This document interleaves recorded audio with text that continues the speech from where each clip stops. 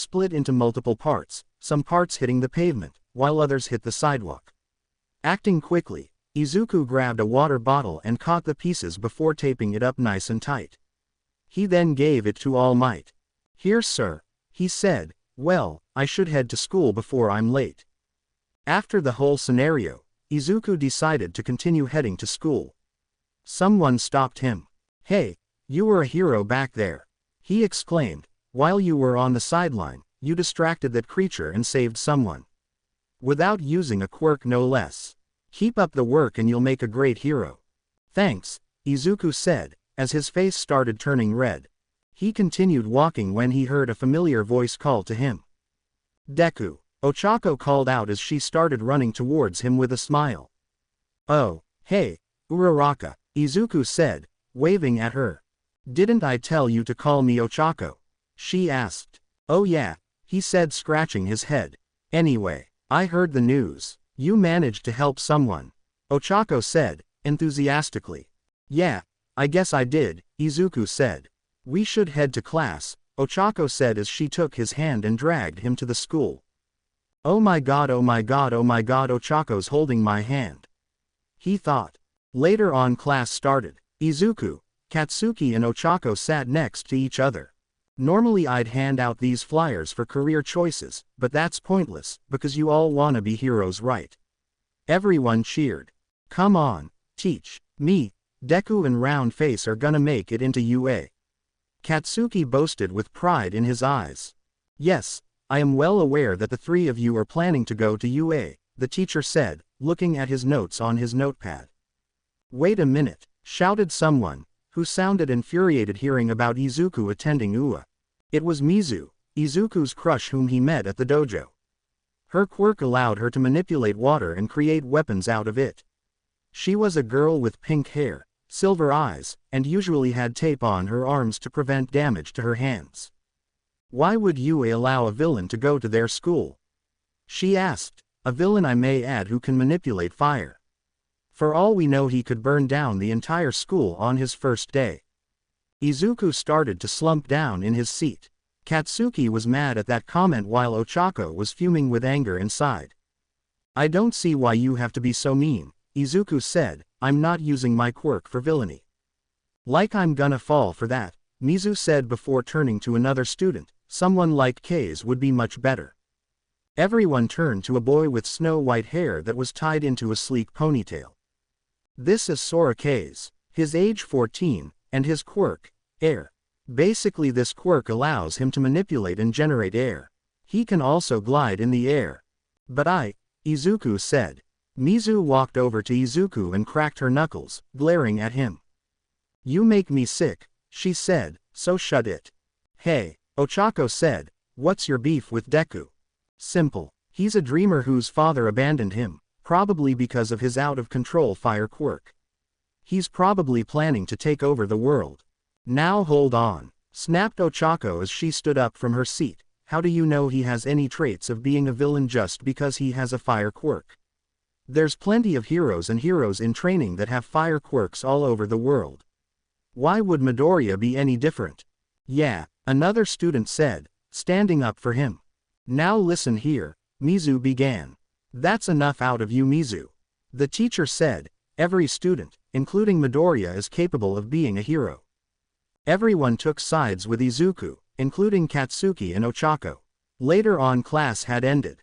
The doors opened and the students were about to leave when they saw a famous hero. It was none other than All Might. Ha ha ha, I am here, looking for a specific student in this school. He said, will young Midoriya approach me please? Izuku walked forward, seeing his idol in the flesh. I would like to thank you personally for your assistance in the sludge creature incident, All Might said. All of the students who had drinks in their hands spat out in shock. Fought. They all shouted. You managed to make my job easier by helping a civilian escape, and you caught the monster before he could get away. All Might said, and for that I thank you. All Might sir, I have a question, Izuku said walking up to him. Do you think someone with a quirk considered villainous or dangerous could be a hero like you? A lot of people, including my mother, say yes, but I'd like to hear it from you. All Might laughed and clapped the boy on the shoulder. Young man, there is no such thing as a villainous quirk, or a dangerous quirk. It's not the quirk that makes the person, but the person that makes the hero. He whispered into Izuku's ear. There's also something I need to talk to you about, privately, he said. Okay, Izuku said. All Might then flew off. Later on Izuku was walking home. He opened the door to see Inko and Toshinori making out on the couch. Izuku sighed and pulled out a whistle, then blew it, scaring the both of them. Izuku, Inko said, sorry, I couldn't let you two spread your cooties in the house. The couple chuckled at this. So you in a rush or something? Toshinori asked. Yes actually, Izuku said. All Might said he was supposed to meet me, so I gotta head out soon. My boy, I don't think I can let you see All Might, Toshinori said. Why not? Toshinori then suddenly poofed into All Might before his very eyes. Because I am All Might. Ha ha ha, he said. Mom, is this for real? Izuku asked. Oh, it's very real sweetie, Inko said. Anyway, that isn't the only thing I came to talk to you about, All Might said. After a few months, I've decided that you were worthy. Worthy of what? Izuku asked. Of wielding my quirk, All Might told him. Wait, wielding someone else's quirk-san impossibility? I don't think ever heard of such a thing that was possible. You puntle now the noggin, there are some pretty imaginative quirks out there's Omabe.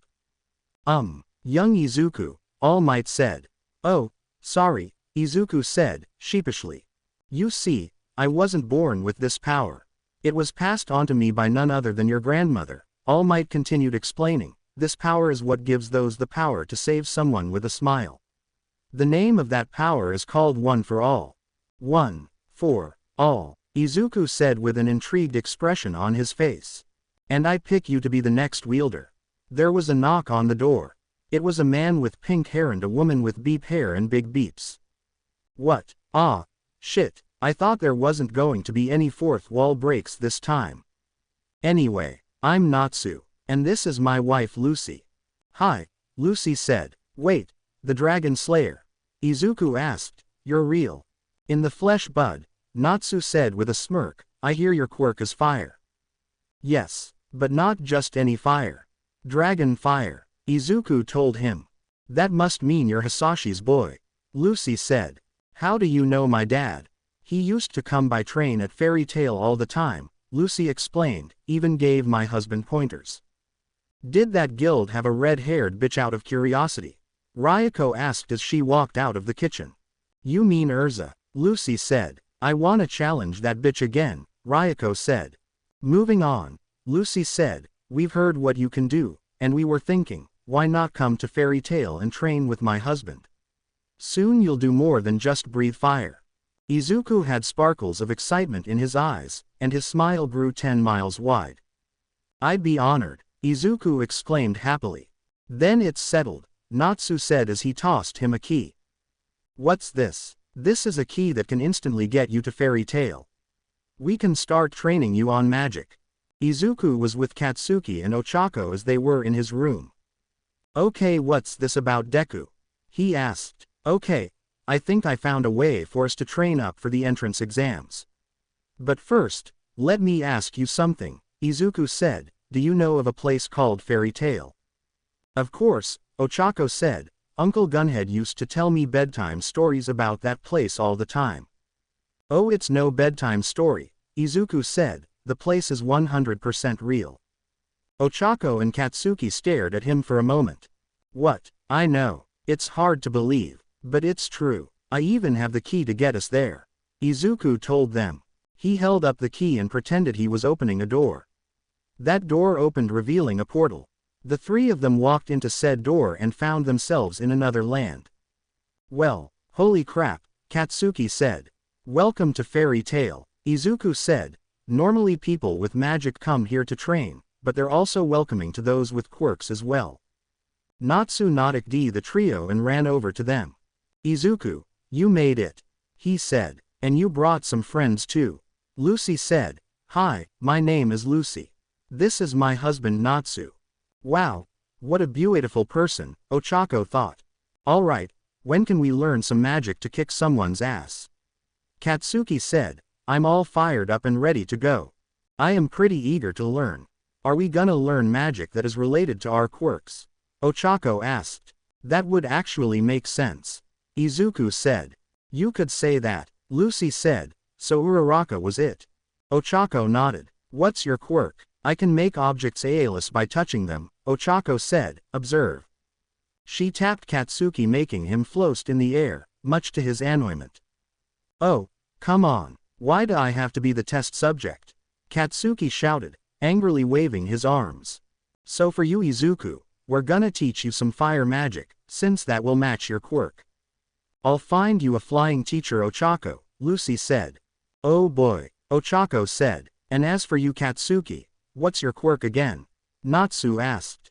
I can create explosives using my nitroglycerin sweat, Katsuki said. In that case, I think blood magic would suit you, Natsu told him. Wait, hold on, about the magic I'll be learning. Do you have gravity magic? Ochako asked. You'll actually be learning that later on, Lucy said. Ochako was happy about this. She turned to Izuku with a big smile on his face. Thanks for bringing us here, Deku, she said. Without thinking, she pecked him on the cheek. Izuku stood there turning so red it would put tomatoes to shame. Natsu, Lucy and Katsuki all laughed at the sight of this. I see nothing funny here, someone said as they walked towards the trio. It was Urza T, the most feared warrior in fairy tale. Nice to see you too, Urza, Natsu said. So, who are these pipsqueaks? Urza asked. Trainees getting ready for the UA entrance exam. Well, this should be fun, Urza said. I hear that they're working on a program to allow people with magic to attend as well. That means there may be 4 hero courses, 2 for quirks, and 2 for magic. Katsuki looked at Urza. Who's this old lady? He said. Did you just call me an old lady, you beep little shit? Urza shouted. Don't call me little. I'll call you little whenever the beep I want, you little gremlin. Urza shouted again. Oh boy, Izuku said. Here we go again, Ochako said. Izuku was training with Natsu, Ochako was training with Lucy. As for Katsuki, he was the unfortunate soul who ended up being trained by Urza. Shut the beep up, narrator. You shut the beep up.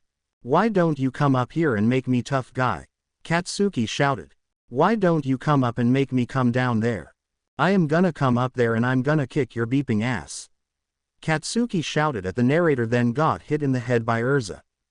Stop arguing with the narrator and keep at it, Urza shouted. You wanna be a blood mage, then keep your head out of your ass. You hag, hit me again an ill key. Oh, shut the beep up and get back to training, shouted Urza as she backhanded Katsuki again before turning back to the narrator. And you. Quit breaking the fourth wall and get back to writing.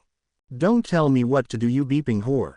Shut the beep up and get to work, and if I see you slacking, I'll beat the shit out of both of you.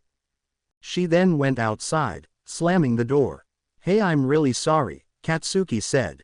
Yay, me too. She's worse than us. Yay, she's our enemy now. Izuku was focusing on a ball of fire without using his quirk. Keep focusing, Izuku. You'll have much better control over your fire once we're done here and even sprout wings. Just keep focused, Natsu said. He noticed someone speeding around, leaving behind some kind of cyberspace trail. That person stopped, revealing himself to be Sora. Oh, hey Midoriya, Sora said. You two know each other? Natsu asked. Yay, we go to the same school, Izuku said with a smile. He's popular with the ladies. Oh yay. I never saw your quirk in action. Well, it's a mix of my parents. My mother had air magic, and my father had some kind of cyberspace quirk, and I managed to get a perfect combination out of both. Intriguing, Izuku said. Observe, Sora said. There was a battle dummy facing Sora. He started running around in a circle, leaving a cyber trail. That trail emitted a gust of wind, blowing the dummy up. Sora then jumped up, throwing a few fast-paced kicks, emitting blasts of air, destroying the dummy. Everyone was amazed by this, especially Izuku. Okay, now try and focus 2 fireballs in each hand as you breath out fire, Natsu said, without using your quirk. Okay, Izuku said with a smile. Meanwhile, with Ochako. Ochako was focusing on different objects as she also had a gravity vortex below her with objects going in the vortex with her having the objects orbit around her. This one has potential, Marikov said as he watched her train. Yep, She's now able to take away gravity without having to touch something or someone and do quite a bit more with the gravity around her. Lucy said. I wonder what talent the little one will have, if you know what I mean, Levi said pointing to Lucy's stomach. Oh, who knows, Lucy said as she rubbed her stomach. I still have yet to tell Natsu the big news. The future heroes were improving greatly with their magic quirk training. They were sure to be ready for the entrance exams soon. A few months had passed since the trio started training in Fairy Tail. Ochako earned some gravity magic while also improving on her zero-gravity quirk. Katsuki was still getting yelled at by Urza. As for Izuku, Izuku waked out of the training room, shirtless. He had more muscles than he had before. His training rocketed sky high.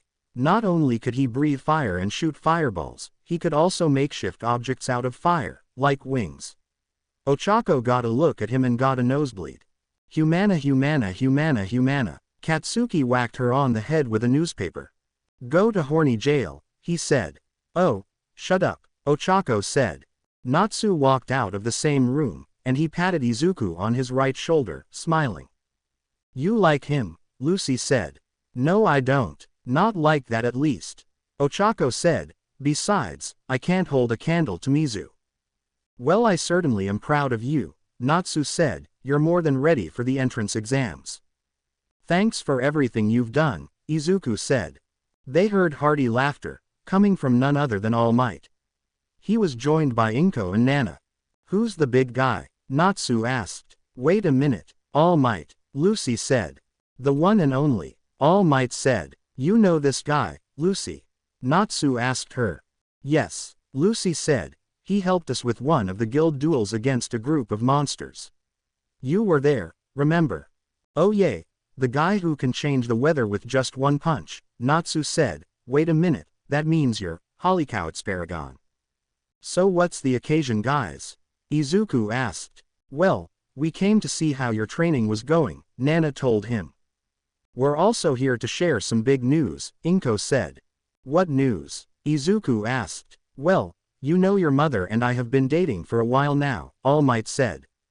Izuku nodded. Well, we're about to move to the next big step, Inko said. Big step. Inko stepped forward, and showed Izuku a ring on her finger. Wait, you have her a ring. That's the big step, Izuku asked, confused. Izuku, look what finger it's on, Inko said. Izuku took a look at the ring again and realization hit him. All Might proposed to Inko. You're getting married, Izuku shouted.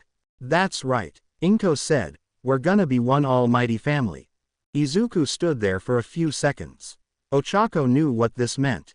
Oh no, Ochako said. Here it comes, Katsuki said. Izuku fell to his knees crying happy tears in the form of a geyser. I think he approves, Nana said with a smile. Holy shit, Natsu shouted as he saw the geyser of tears that exploded out of Izuku's eyes. Oh you should have seen him when he got his quirk, Nana said. She looked to her left to see Ryuko who was beaten up. She smirked knowing why. Don't say a word, Ryuko said walking away. Well young Izuku, I think now you are ready to receive my power, All Might said with a smile. Wait, you mean that power that made you responsible for defeating that all-for-one guy?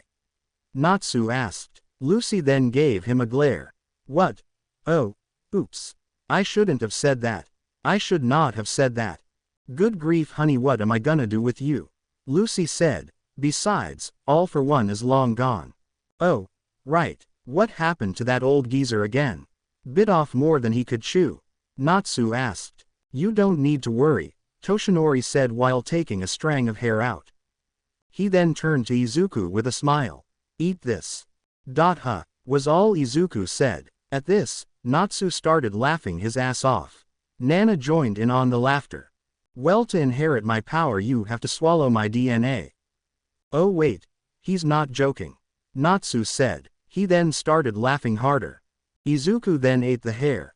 After he ate it, he started to choke on it. He then snatched Ochako's water bottle to get a quick drink before giving it back to her. Wait, is this an indirect touch? Ochako thought. Thanks for that, Ochako. Izuku said. And he called me by my first name. Ochako shouted in her head. She then looked at her water bottle, then started chugging it. Katsuki then got out a bat and then bonked her on the head. Later on they all headed back home. Izuku was thinking for a few minutes. What's the matter, Izuku? All Might asked. Well, I haven't used one for all, but I think I understand it, Izuku said. You know how you always go into muscle form. Yeah, have you found a way to make yourself all muscle bound too? All Might asked. Not exactly, Izuku said. I was thinking if I used it on one part of my it would just be wasting effort. Then I thought of you in muscle form, and got the idea that you were adjusting OFA throughout your entire. And it gave me this idea. Izuku then closed his eyes, and tried flowing one for all within him. His skin started to glow a bit, and veins appeared throughout him. He also had green sparks dancing around his entire. To kick things up a bit, he had a bit of his flames dancing around him as well. At an output of 5%, this is one for all, full inferno. Impressive, young Izuku. What else can you do?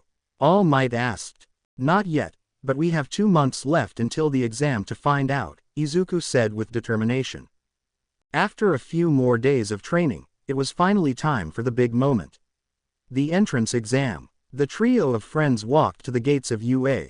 Katsuki started walking forward. Well, see you lovebirds inside, he said. Izuku and Ochako turned red at that comment. Shall we head inside? Izuku asked. Why yay, sure, Ochako said. The two started walking inside.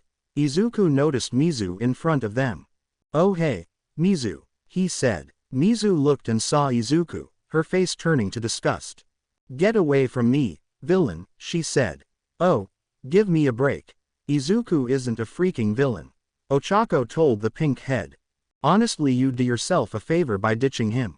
Ochako, he's just gonna drag you down to his villainous path.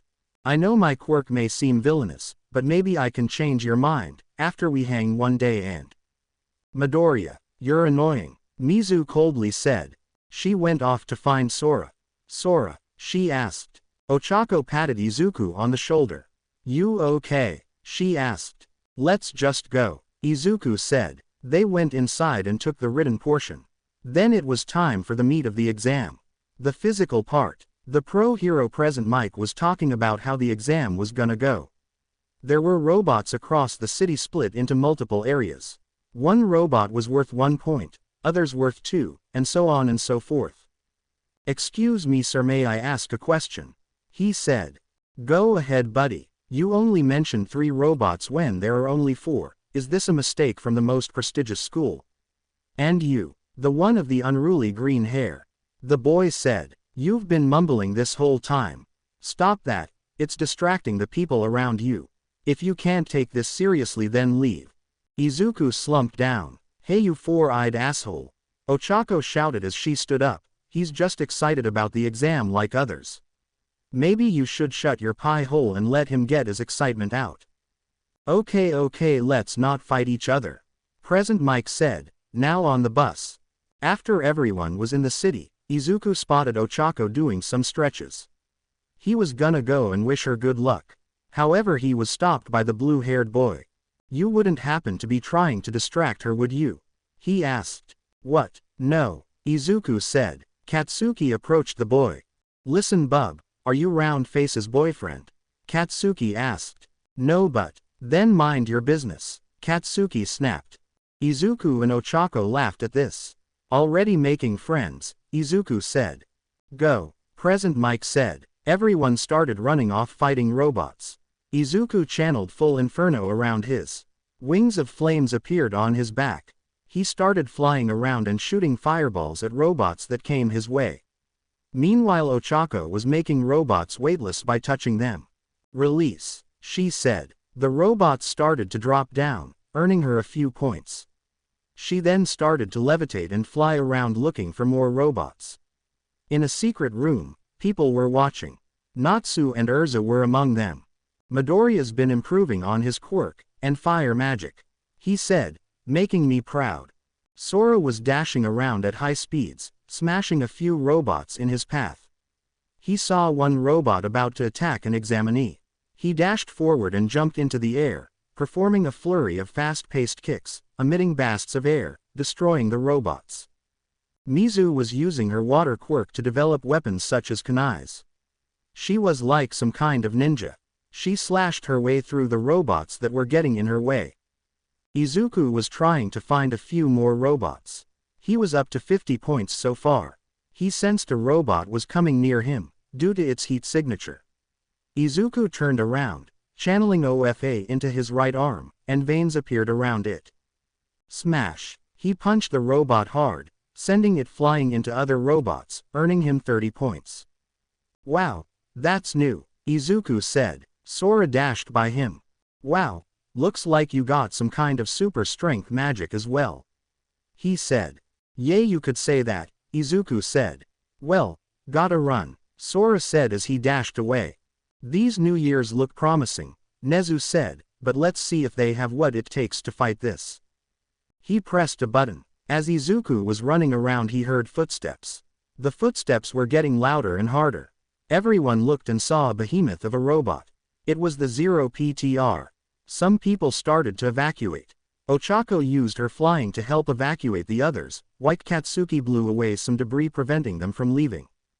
Izuku saw Mizu and Sora facing the robot. He knew he had to do something. He channeled OFA throughout his entire and dashed over to the robot. He then jumped up and got ready to breathe fire. He opened his mouth, and flames in the shape of a serpent came out. The flames were so strong, it sent the robot falling down to the ground. Izuku then jumped down and smashed the robot to pieces with a strong punch using only 20%. Everyone witnessed this and were amazed by it. Izuku turned to Mizu, who was surprised by this. Are you okay? He asked. He offered her his hand, but she smacked it away. Don't touch me, you monster, she shouted in cold blood. Izuku was stunned by these words. Monster. But I.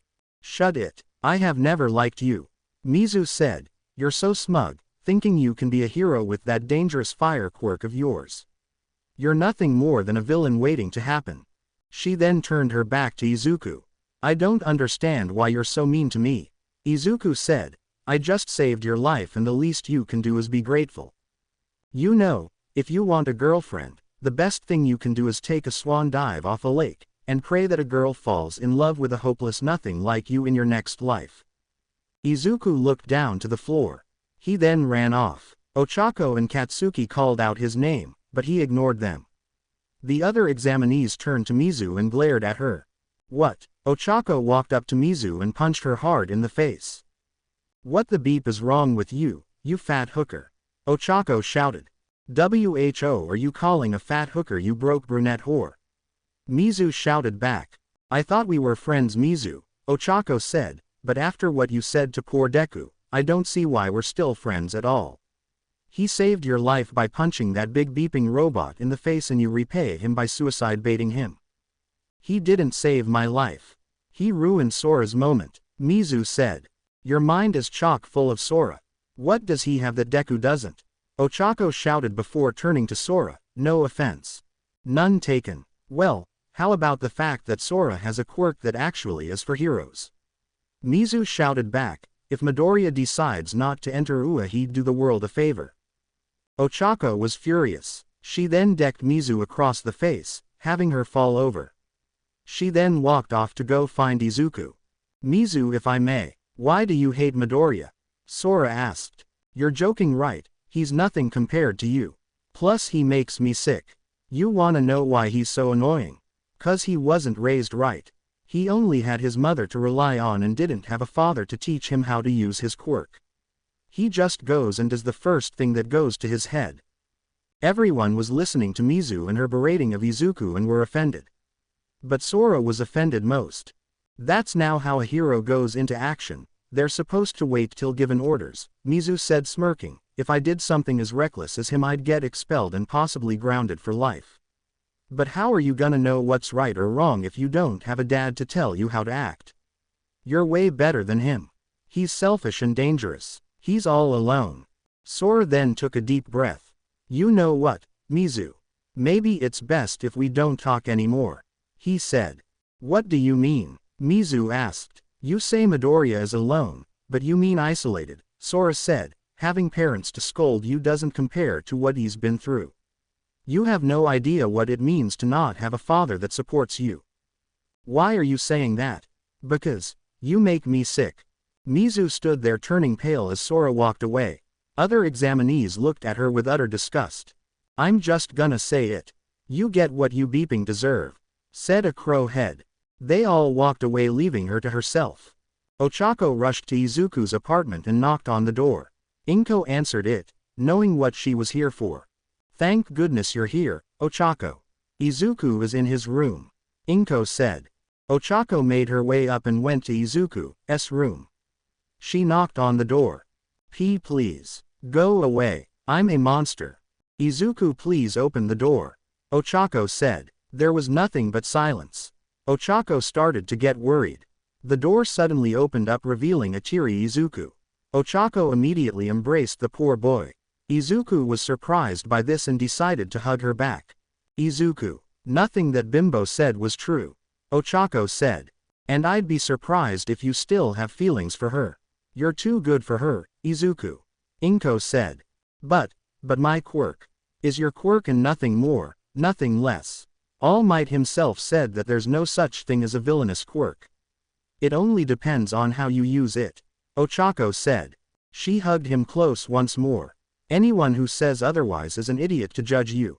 You're surrounded by people who care about you and love you, including me. She quickly covered her mouth. Wait, what? Why yes, Izuku, I do. I know that you probably need some time after getting harshly rejected by that bimbo, so I won't force anything on you.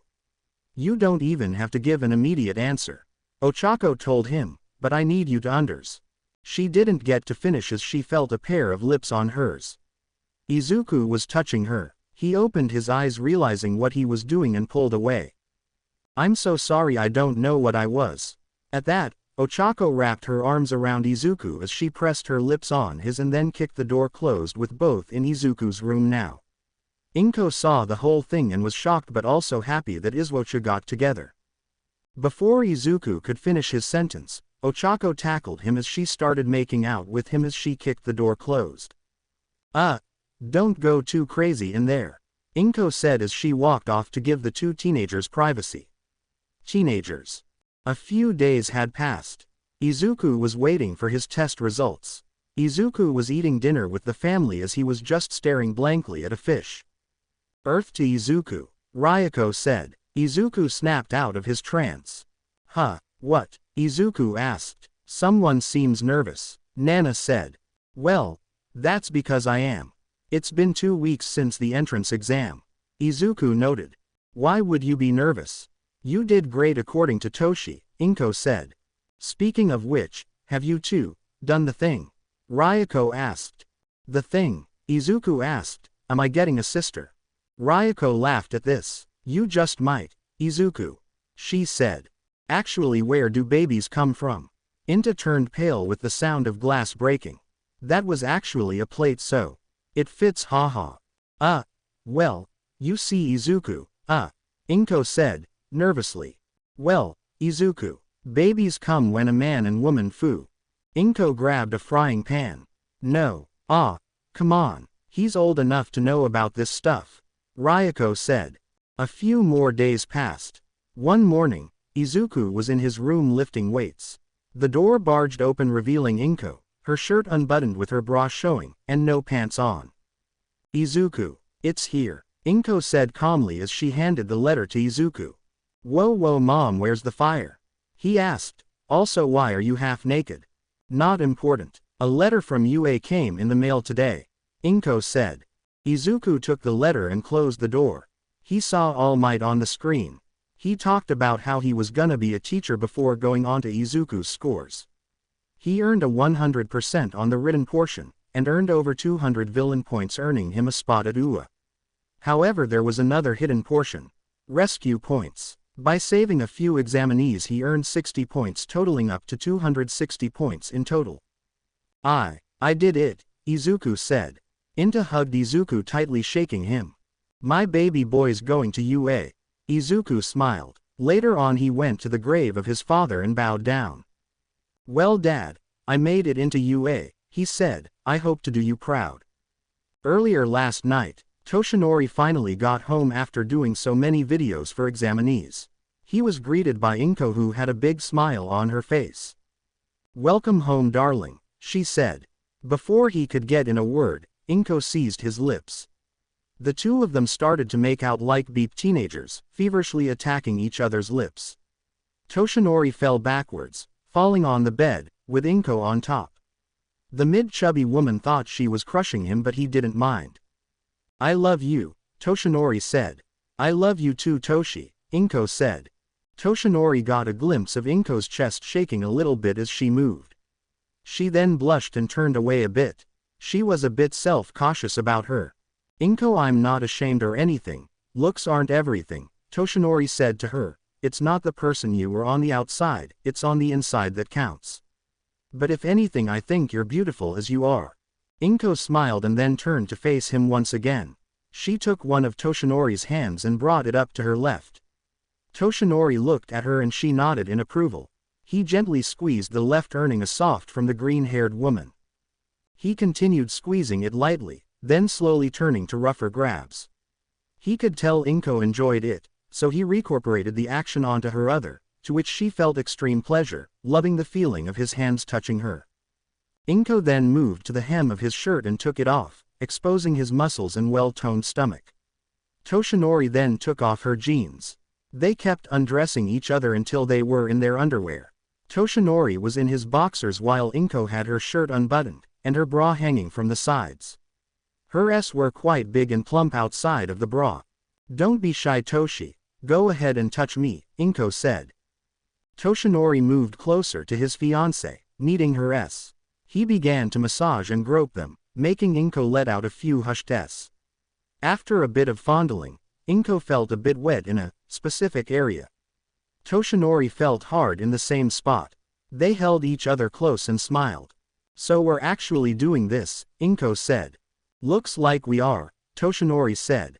No matter what happens, I love you, Inko said. She spread her legs and Toshinori aligned himself with her cha-cha, before putting his hoo-hoo dilly inside. It hurt a little bit but Inko was fine. Toshinori started thrusting inward back and forth. Inko didn't know why but she was feeling immense pleasure from this feeling. This continued for a few minutes. Toshinori held Inko close while playing with her s, giving her even more pleasure. Inko started to feel something and ed in delight. Soon after, the two lovers were holding each other in the bed while sleeping soundly. Izuku was standing in his new UA uniform and had everything he needed. Toothbrush, books, binders, everything. He was about to leave. Izuku, I'm proud of you, Inko said, and your father would be too. You'll save so many people one day. Izuku smiled and hugged his mother before departing. He went to Ochako's apartment to pick her up. When he did, Ochako immediately opened the door, smiling when seeing Izuku at her doorstep. Ready to go? Izuku asked. Not yet, Ochako said. She then touched Izuku on the lips. Now I'm ready. She then jumped on his back. Onward my hero. Ha ha ha, alright then, Ochako, Izuku said as he started carrying her on his back. Ochako then rested on his back with her beeps pressing against him. Izuku felt them on his back as his face started to heat up. Deku, are you okay? Ochako asked. Of course, why wouldn't I be? Izuku asked, trying to remain innocent. Ochako smiled. Looks like Lucis' advice worked out, she thought to herself. She then rested her chin on his shoulder. As they kept walking they noticed Katsuki and another girl by his side. Well if it isn't Liu Kang and Katana, Katsuki said.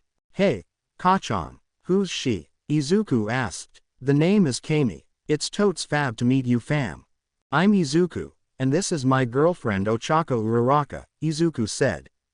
Hi, Ochako said. You, shouted a too familiar voice. They all turned to see Mizu, whose makeup was melting on her face from crying. This is your fault, she said, this is all your fault. She lunged at Izuku prepared to attack him. Before she could do anything, gravity in her general direction had increased, stopping her in her tracks. I don't know what the hell you're on about, but I need to ask. What are you blaming Izuku for this time? Ochako asked. My crush rejected me saying I make him sick. She said, because of this villain.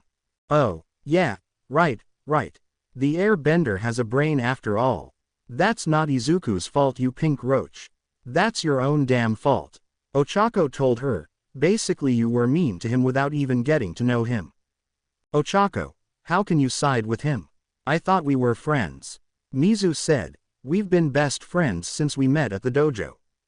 Yeah, then I saw that you're a nasty mixture of Sakura and Umbrage. Ochako told her, pinning the blame on Izuku is gonna do you no good. If you wanna blame someone, blame yourself. She took Izuku's hand and they walked into the school. Izuku didn't even bother to look at Mizu after what she said to him. She got ya there. I'm honestly wondering how and why they were friends with you to begin with. Katsuki told her. Totally not cool, fam. Kami added. At that, Katsuki and Kami walked in the school after Izuku and Ochako, leaving Mizu behind. They finally reached the door that said 1A. Izuku went first and opened it. As soon as the door opened he saw other students. Sora noticed the quartet and waved over to them. Heyo, he said, looks like we're classmates. Katsuki took his spot near a desk. Kami walked over to him. Why don't you make some room so I can sit on your lap, boo, Kami said. Katsuki made some room. Kami jumped on top of him and started to touch him. Woo, get freaky, a pink-skinned girl said. Ochako made herself comfy on Izuku's lap. The door suddenly barged open. Attention, shouted a voice that Katsuki knew all too well. It was Urza T. Ah beep, it's the old hag, Katsuki said. At this, Urza decked him across the face as he went flying across the room. I like her, Aizawa said. Alright, listen up. If you're gonna want to be heroes then you'll need to ACT like heroes. For training, we're going to have a 1 on 20 and whoever gets the closest to defeating me in combat wins. But the one who beats the most will be expelled here and now. Do you understand? Urza shouted. Yes sir, the class said in unison. I'm a woman, Urza shouted again. Everyone fell backwards in a cartoon manner. Yes ma'am, everyone shouted in unison, again. Good, Urza said, now Mr. Aizawa will give each of you a gym uniform. Later on everyone was outside in their gym uniforms. Urza was standing on the other side in her battle armor. Now who's first? Urza said. A kid with purple balls on his ugly head walked up volunteering. The other kids laughed at the author's description of him. Well, ball head, looks like you're first. Step forward, squirt, Urza told him. It's an honor to duel with such a hottie, he said. He then dashed forward, only to be met with a fist, sending him flying. Anyone else? Urza asked in a loud voice. Katsuki went up next. Time to put this old hawk. Urza then kicked Katsuki square in the nuts. Herc, why bring my testicles into this? Katsuki squealed. Next up was a kid with red hair. Bring it, he said as he hardened his skin. Urza just slugged him across the face and then uppercut him. She brung it, he said as he fell backwards. I see your quirk involves hardening your, Urza said, great for offensive and defensive combat. What is your name, boy? Ajiro Kirishima, and I plan to be a manly hero.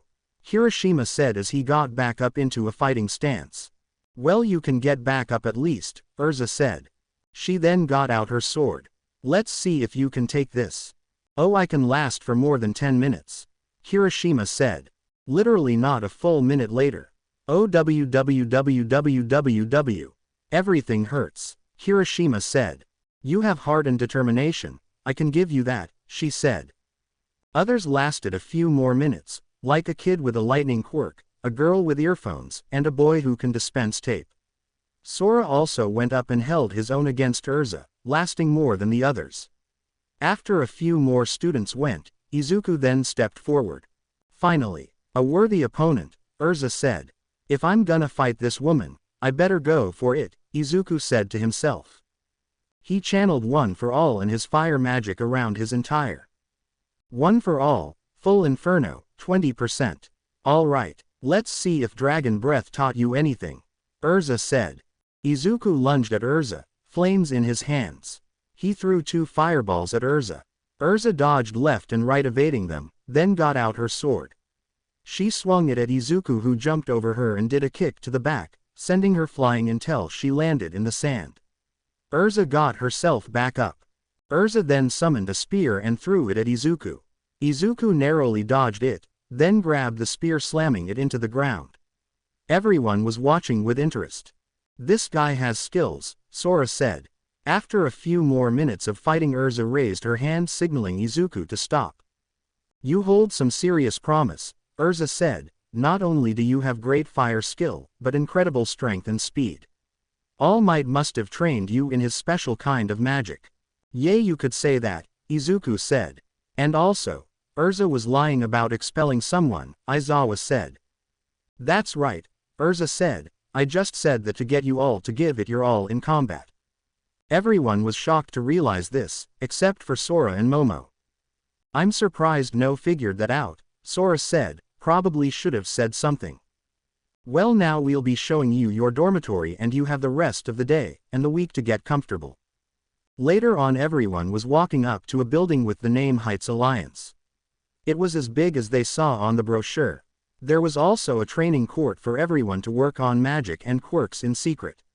As the future heroes and magic users looked and saw the many wonders of their dormitory, they reacted with awe. Idrin got frustrated with his running gag, then grabbed his keyboard and slammed it on the ground, so the other author had to finish this up for him. "This place is so spacious," Mina said, jumping up and down. "This is where you'll be staying," Urza said. "For the next few years you're all gonna be brothers and sisters, so you would be wise to get along. And I better not hear about a certain someone pulling unspeakable acts." She looked at Mineta, who shrank in fear. Everyone started packing their belongings into their respective dorms. Later on, everyone was at the hangout area. "So what should we do for the rest of the day?" Kirishima asked. "Well, we can spend the rest of the day getting to know each other," Izuku said. "Who wants to go first?" "I'll go," a red-haired boy said. "My name's Ajiro Kirishima, and my quirk is hardening. Basically, I can make my hard to a degree at the cost of speed." "That's pretty useful," a girl with earphones on her head said. "My name is Kyoka Jiro. My quirk is earphone jacks.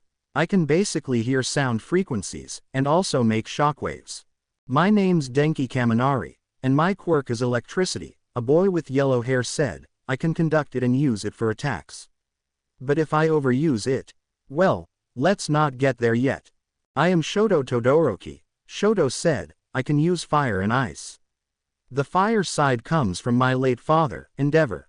My brother convinced me to use the fire side because it's what my father would have wanted.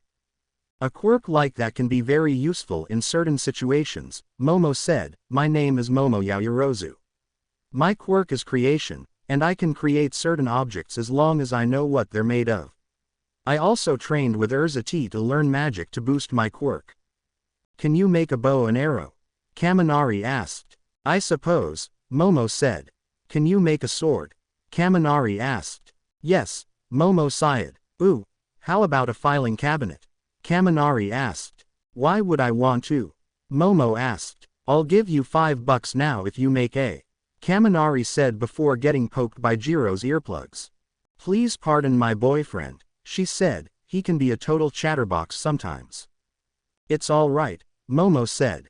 "Okie dokie, my turn," said the pink-haired girl. "My name is Mina Ashido. I can secrete acid from my, which is the reason why my skin is pink. I also love to dance. My name is Sora Kaze, and my quirk is a mix with magic," Sora said. "I have the air magic from my father's side, whereas my mother has some kind of cyberspace quirk that I can use to enhance my speed. Like Sonic Frontiers." "My name's Rikido Sato," said a muscular-looking man. "My quirk is Sugar Rush. I can eat sugar and get super strong. But if I overdo it, my IQ goes down by quite a mile." "I'm Hantasiro," a boy with hair down said. "My quirk is tape. It's pretty self-explanatory." "I am Tenya Iida," the blue-haired boy said, "and my quirk is engine. It allows me to run at fast speeds. I will be the rule enforcer of this school." A girl who looked like a frog stepped up. "Suyu Asui, but please, call me Sue," Sue said. "My quirk is frog. I can basically do whatever a frog can. After the rest of the class introduced themselves, the only two left were Ochako and Izuku. My name is Ochako Uraraka and my quirk is Zero Gravity, Ochako said. My name is Izuku Midoriya, and my quirk is Dragon Fire, and in addition to that I have enhancement magic. Since I learned it so late I can use up to 40% without injury. My goal is to be a great hero like my dad was. At first I almost gave up because a girl I used to have a crush on called me a villain, but I didn't let her words get to me. A great goal to have, Midoriya, Iida said. Thanks, Izuku said, I have my girlfriend to thank for that. He then touched her cheek. Later on everyone called it a night and retreated to their dorm rooms. Ochako spent the night in Izuku's dorm. The next day of school went by smoothly. There were the usual classes like English, math, and history. There was also a course on magic in Fairy Tail taught by Lucy. In the afternoon it was time for the big meet of the school. Hero Training 101. Everyone was in class waiting for the teacher to arrive. Izuku was writing down ideas for his quirk usage. So who do you think is teaching heroics? Kirishima asked. Not sure, but I know they'll do a good job at it, Sora said. Everyone heard triumphant laughter. I am coming through the door like a hero, said a familiar voice. It was none other than All Might who would be teaching. Well, let's hope you all are ready for your first heroics class, because it will pull no punches. All Might said. He pulled out a card that said Battle Trials. Hell yeah, Katsuki said. And what good is a hero without their costumes? He pressed a button revealing suitcases with numbers. Everyone grabbed their costume and went to go change. Later on everyone was outside in their gear. They were joined by Class 1B who was also in their hero gear. Vlad King, I see your students are ready for today's lesson, All Might said. As always, Vlad said. We're gonna put 1A in their place, Mizu said. She had on some kind of ninja-like costume for her hero armor. I think you'll be the one getting crushed, doll, Katsuki said. His hero gear made him look like he was a human grenade. Beside him was Kami, who was dressed simply in a zip-up suit. Izuku was walking out of the room with his new hero costume. He had a green suit, with a breathable mask, and also some kind of cloth tied to his waist. There was also some water packs in case he got dehydrated, and also spikes for his legs and arms. Whoa, you look great, Deku, Ochako said. Thanks, Ocha. Ko. Izuku got a glimpse of Ochako's hero costume and was very glad that he had a mask on. Yay, I should have gone for something that was less skin tight, Ochako said, plus it's a bit tight around the marshmallows. At that point, Izuku was steaming like a teapot. What's that cloth on your belt? Kaminari asked. You'll see, Izuku said. Now let's get on to the battle training. All Might said. Teams of 2 from Class 1A and 1B will face each other in fight combat. One side will be the heroes attempting to find and disarm the bomb. On the other side there will be villains keeping the heroes from finding the bomb. Good, Mizu said, a chance to take down this villain. Now it's time to pick teams, Vlad said. At this, the teams started getting picked. Just like in canon, Izuku and Ochako were put together as if it was fate. Sora was paired up with Momo, much to the dismay of Mizu. Thank God, Sora thought. Damn it, Mizu mumbled. You really think K's would be teamed up with someone like you? Awase asked. Shut it, you clown, Mizu said. Wow, and I thought I had anger issues, Katsuki said. He was teamed up with Iida. Now the first team to fight will be these guys. It was Team Izuku versus Team Sora. Well, this shall be interesting. A magic user versus another magic user. Aizawa said. Yes, All Might said. Young Midoriya learned fire magic while training for the entrance exam. It's also where he got the enhancement magic as well. So that's how he managed to hold his own against me, Urza said. Yeah, he's quite the mage, Aizawa said, but if he was put against Mizu, he wouldn't stand a chance. Vlad said. Oh, shut up, Urza said, and quit playing favorites. No likes that. Don't talk to my uncle like that, you hag. Mizu snapped. You also shut up, Pinky, Urza told her. Moving on, Young Midoriya's team will be the heroes, whereas Kei's team will be the villains. Villains go into the building. Heroes have 10 minutes to prepare. Izuku and Ochako were making a plan to stop the bad guys and get the missile. I can take on Sora while you go after the missile, Izuku said. By yourself? Ochako asked. Not a chance. We do this together. In my years of superhero team UP research, nothing comes good from splitting up when you could team up. But, nothing. She interrupted before Izuku could say anything else. Heroes may enter, All Might said. Izuku took hold of Ochako, then threw his cloth to the building. Hamji on tight, he said. With that, he swung them both up to the top of the building. All right, now we just need to find the bomb and dismantle it, Izuku said. Let's do it. Meanwhile with Sora and Momo. All right, I'm bored. I'm going for a walk, Sora said. Sora, we're supposed to do this together, Momo said. Yes, I know. I'll be back. Besides, they'll most likely be forced to split up when I get down there. Worst case scenario, they don't, Sora said. Well, do you have a plan B then in case something goes south? Momo asked. Well, no, Sora said. Momo chuckled. You've been like that since we were kids, she said. Flashback. It was a dark and stormy night. A little boy wandered into a mansion. Once inside he found his way into a kitchen. Before he could get something, a guard came in with a bat. He began swinging at the little boy, as he dodged by moving left and right. When the boy saw an opening, he blasted a gust of air, pushing the guard back. The guard got back up.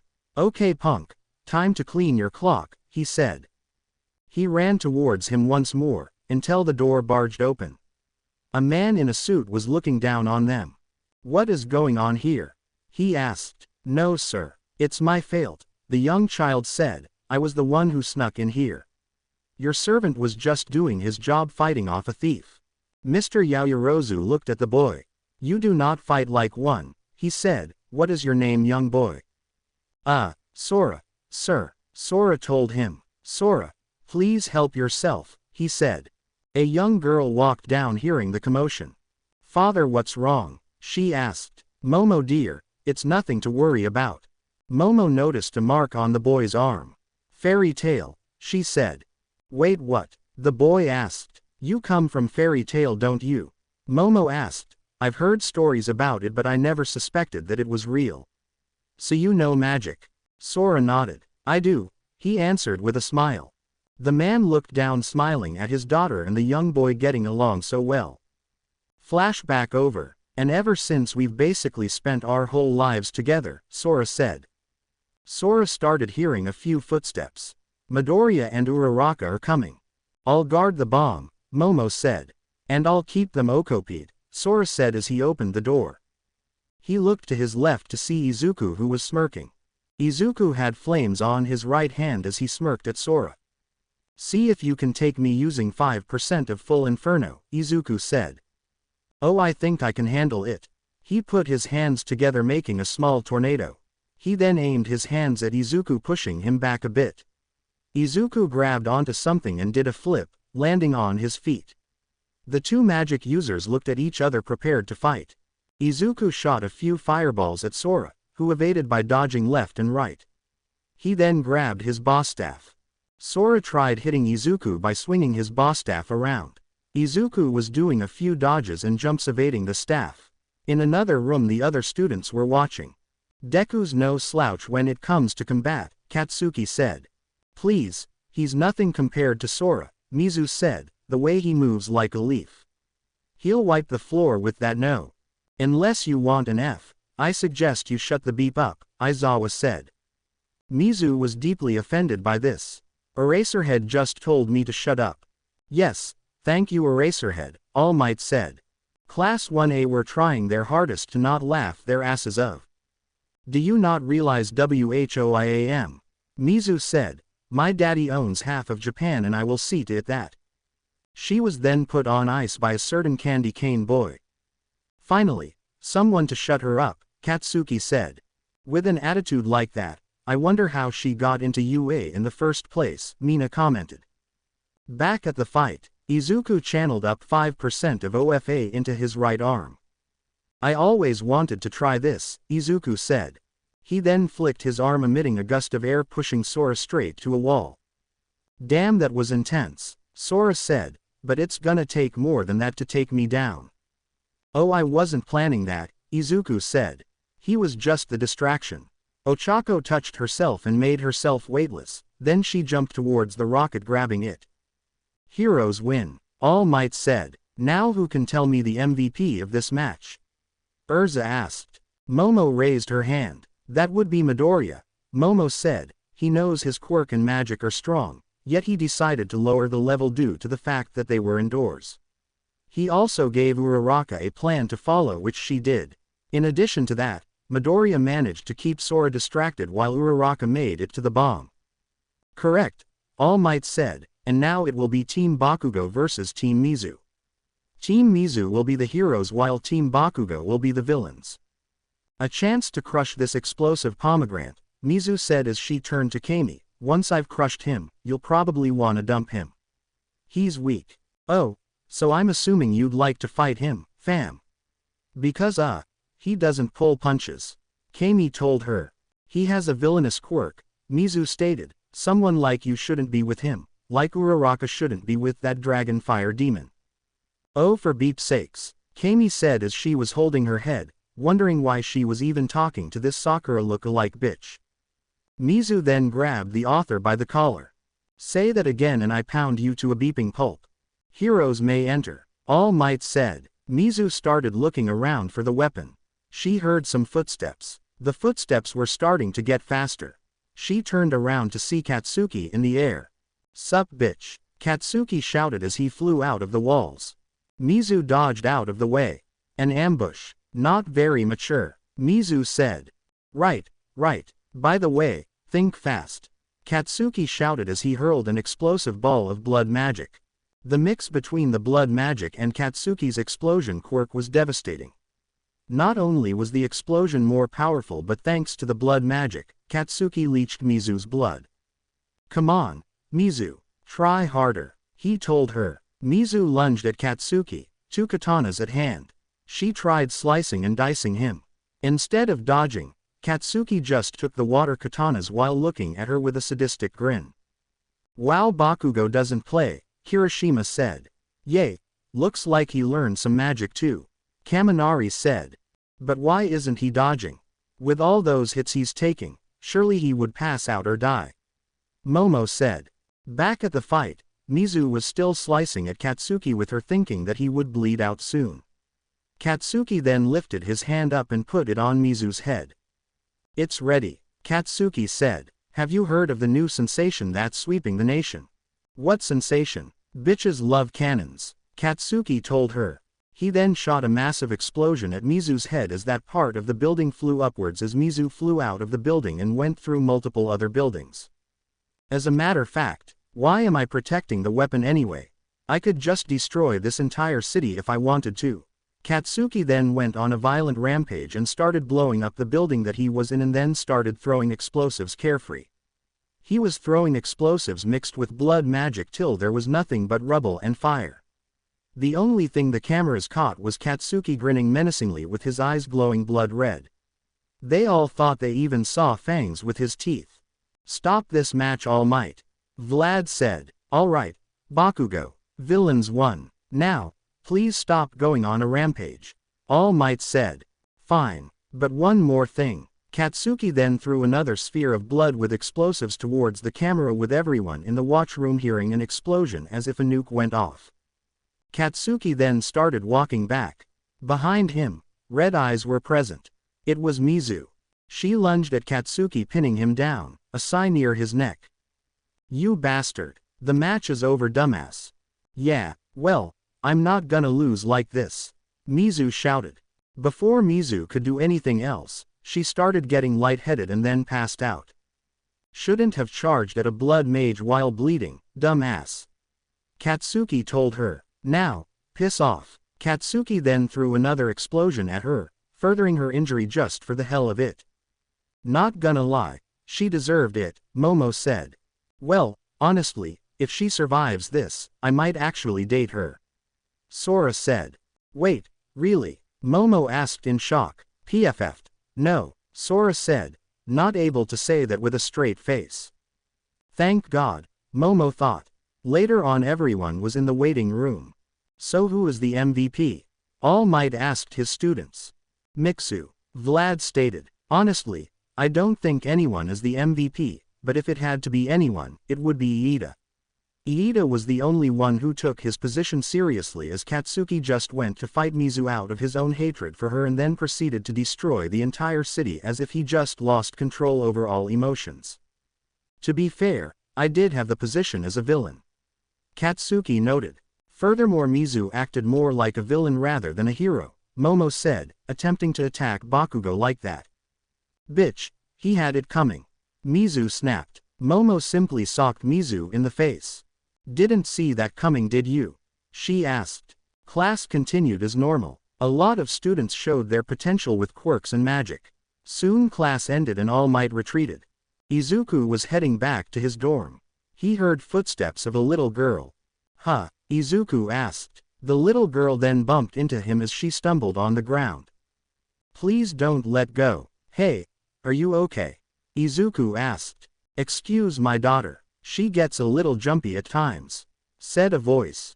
Daughter. Yeah, we were roughhousing a bit, tickle fights and such, so she kinda ran off, said the bird-masked man. Izuku noticed the bandages. Then why does she have bandages? Izuku asked.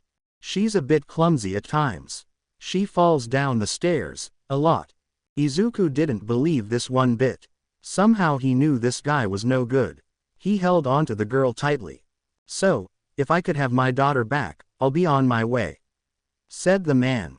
No, I don't think I will, Izuku said. The man pulled his glove off.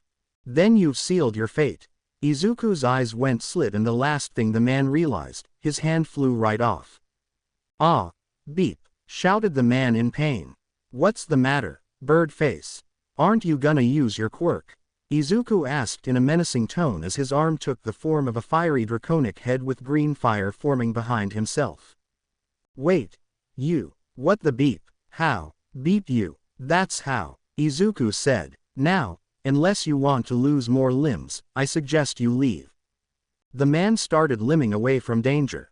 The little girl hugged Izuku and started to fall asleep. He picked her up and started to carry her to Recovery Girl. Meanwhile, in another location, a battleship was approaching a palace. It started to come to a landing. As soon as it landed on foot, dozens of soldiers started to come out. There were ninjas, and soldiers with mysterious cyber-like weapons. There were also a few flying troops. They started to form lines of troops. Someone used magic to teleport in front of them. Behold, the Cyber Lord, King Katsuo. He slammed his scepter down and the doors to the fortress opened. It revealed a man with gray hair, and strange tattoos all over his and hands. This was the leader of the Cyber Guild, Katsuo Yu. He was known to be a very dangerous person feared by many who use quirks and magic. Katsuo started making his way toward the palace doors, as he knew the people there were hiding something that he was after. After a few steps he stopped. Open the palace doors, or die. Quote. The doors opened up. From the shadows they looked like powerful foes for the cyber soldiers to fight. But the smoke cleared and it was revealed to be none other than a tribe of young adults. The chief walked up and saw the king of the Cyber Guild and smirked. Attack! They all started casting a few magic spells. However, they were not aimed at the guild. They were aimed at a dummy. One of the spells hit one of Katsuo's men, but he got back up quickly. The chief held his hand up signaling his men to stop. That was merely a small sample of what we are capable of, he said. Anyone who trespasses the Silver Guild will end up like this dummy. He looked at Katsuo, showing no signs of remorse. Do you yield? Katsuo was not threatened by the chief. I do not. The tattoos on his arm began to glow. Katsuo moved his hands to the side. The people suddenly started to float, and were moved to the sides. This was known as ether gear, a powerful form of attack, even stronger than magic. Katsuo walked forward and raised his left hand. He slammed it down to the ground, and a fire cyclone emerged from the sky, destroying the palace. The Silver Guild members looked in horror as Katsuo was destroying their home. After the smoke cleared, something was shining. Ah, Katsuo said. He started walking up the stairs to some kind of glass case. Katsuo then smashed the case open, revealing some kind of artifact. It was the one thing he needed to tip the scales in his favor and make himself a true ruler. Ha ha ha ha ha, I finally found it, he said victoriously, and now no one can stop me.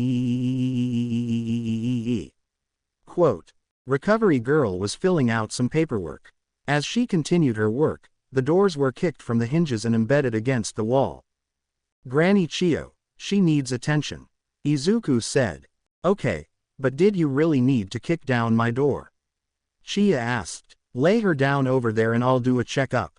My hands were full, what did you expect? Izuku asked as he put the little girl down. What's your name? Recovery Girl asked.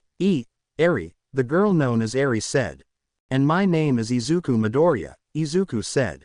Eri looked down to the floor. I'm sorry you had to waste your time on me, she said sadly. Eri, I didn't waste my time. In fact, I like to say I was at the right place at the right time. Izuku told her. After all, it's a hero's job to protect people who are in danger. Really? Of course, Izuku said as he patted her head. Ochako made her way to the infirmary, hearing this was where Izuku was. She was gonna knock on the door until she saw it was embedded to the wall. Knock knock, come in, Uraraka, there's not much of a door left. Chio noted. Eri hid behind Izuku as she was very shy around new people, and scared of them. Oh, it's okay, Eri. She's friendly, Izuku told Eri. Eri then peeked her head over Izuku's shoulder to get a glimpse of Ochako. She's pretty, Eri whispered. I know, Izuku whispered back. So, anyway, Ochako, this is Eri. Eri, this is Ochako. Oh, she is so cute, Ochako said as she bent down. Hi, my name is Ochako Uraraka. Opato Ubabapa. At this, Izuku laughed at Eri's pronunciation. No, Eri, Ochako Uraraka, Ochako repeated. Obato Udadaba. Izuku then started to turn purple from laughing too hard. Can you say Izuku Midoriya? Ochako asked. Ipoapu. Izuku then stopped laughing at what Eri just called Izuku. This time, Ochako was laughing even harder than Izuku. So where did she come from? Ochako asked. Well, from a guy who had a plague doctor mask but it just covered the mouth. Izuku noted. You mean that guy? Recovery Girl asked. Izuku nodded. All I know is that he isn't a threat anymore without his hands, Izuku said. Ochako gasped. You didn't. I did, Izuku told her. Well, I want to say a bad word right now, but I know better than to say one near a child. You just handicapped an S-class villain. That guy is named Chai Chisaki, widely known as Overhaul. Now, how did you tear his hands off? Chio asked. He summoned a giant fire lizard with his arm and blew his hands off. Eri said, it was the most beautiful thing I ever saw. Okay.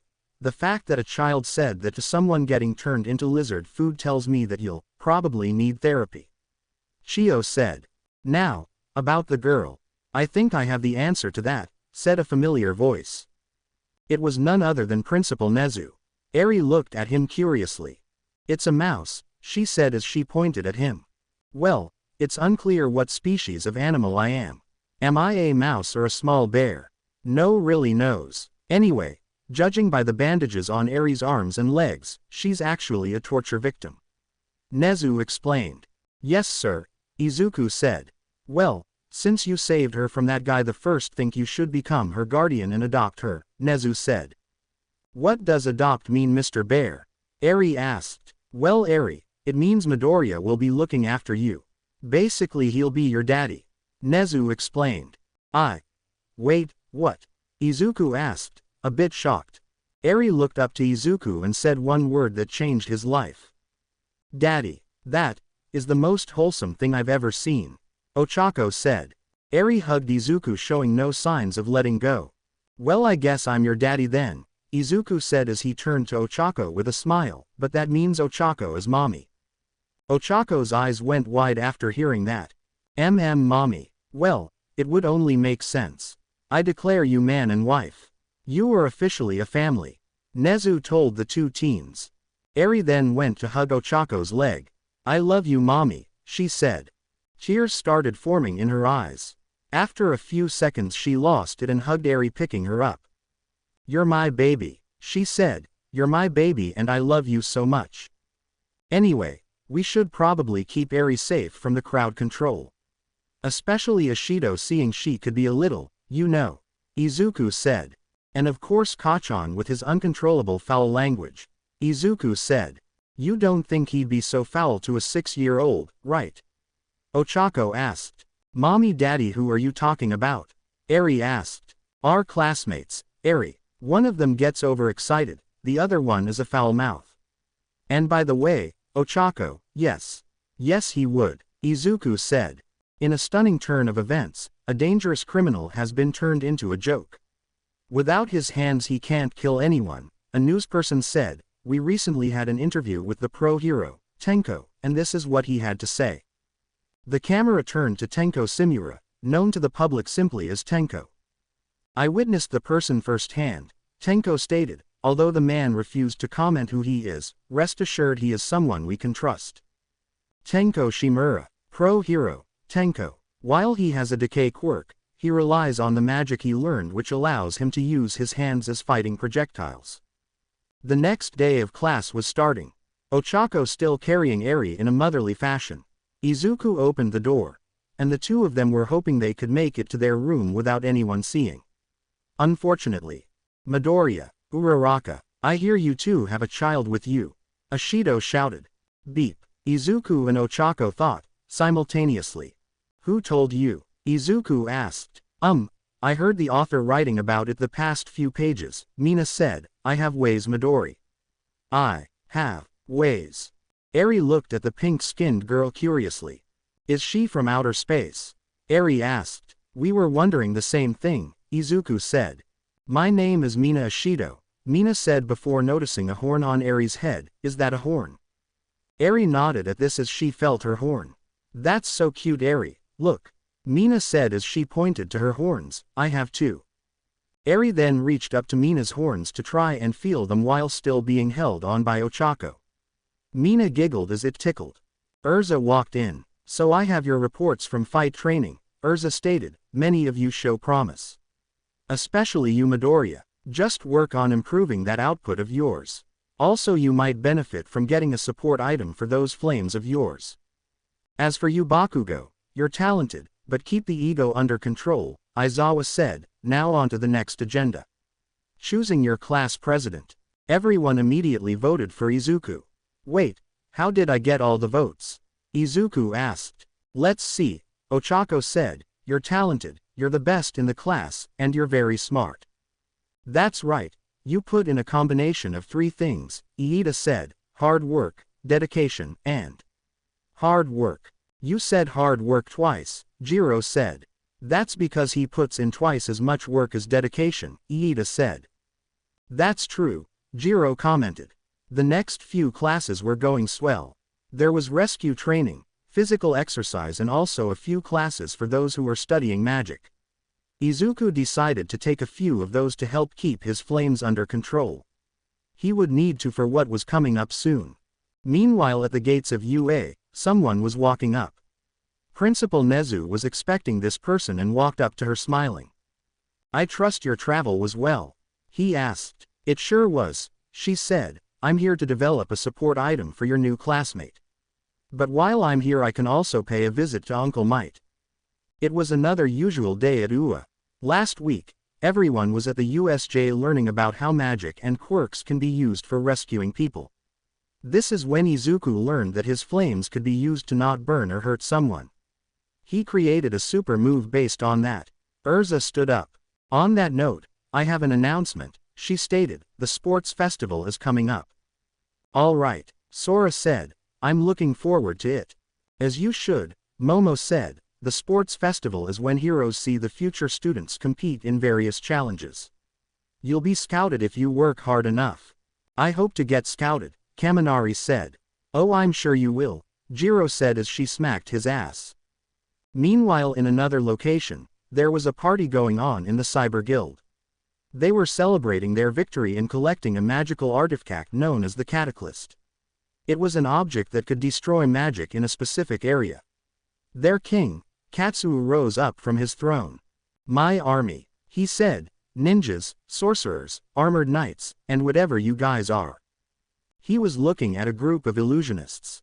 "After years of searching for the Cataclysm, it is finally within our grasp," Katsuo said. "With this magical artifact in our possession, we are now the most powerful guild in the world." His subjects cheered in victory. "In a few months we shall be arriving in Fairy Tale. Yea, where I shall find their member Lucy Heartfilla and ask her to marry me, and unite our guilds as one." "Yay, huh, wait, he wants to marry one of their members. She doesn't know you, I think."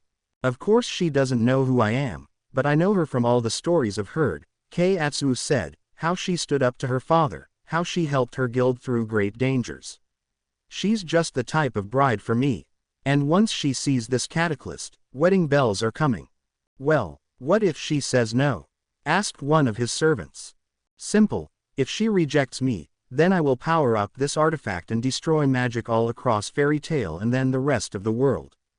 His men cheered. "Prepare yourselves for the best wedding ever. It's gonna rock." Back at Ua, lunch had started. Izuku was walking with Ochako. The two of them heard laughter. "Young Midoriya is here," All Might said. "Oh hey All Might, what's up?"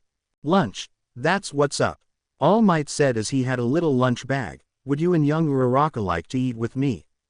"That's adorable," Ochako said. "What do you two say?" All Might asked. Izuku and Ochako nodded. "Well, we'll see you guys in a bit," Izuku said. He took Ochako's hand and they walked to All Might's office.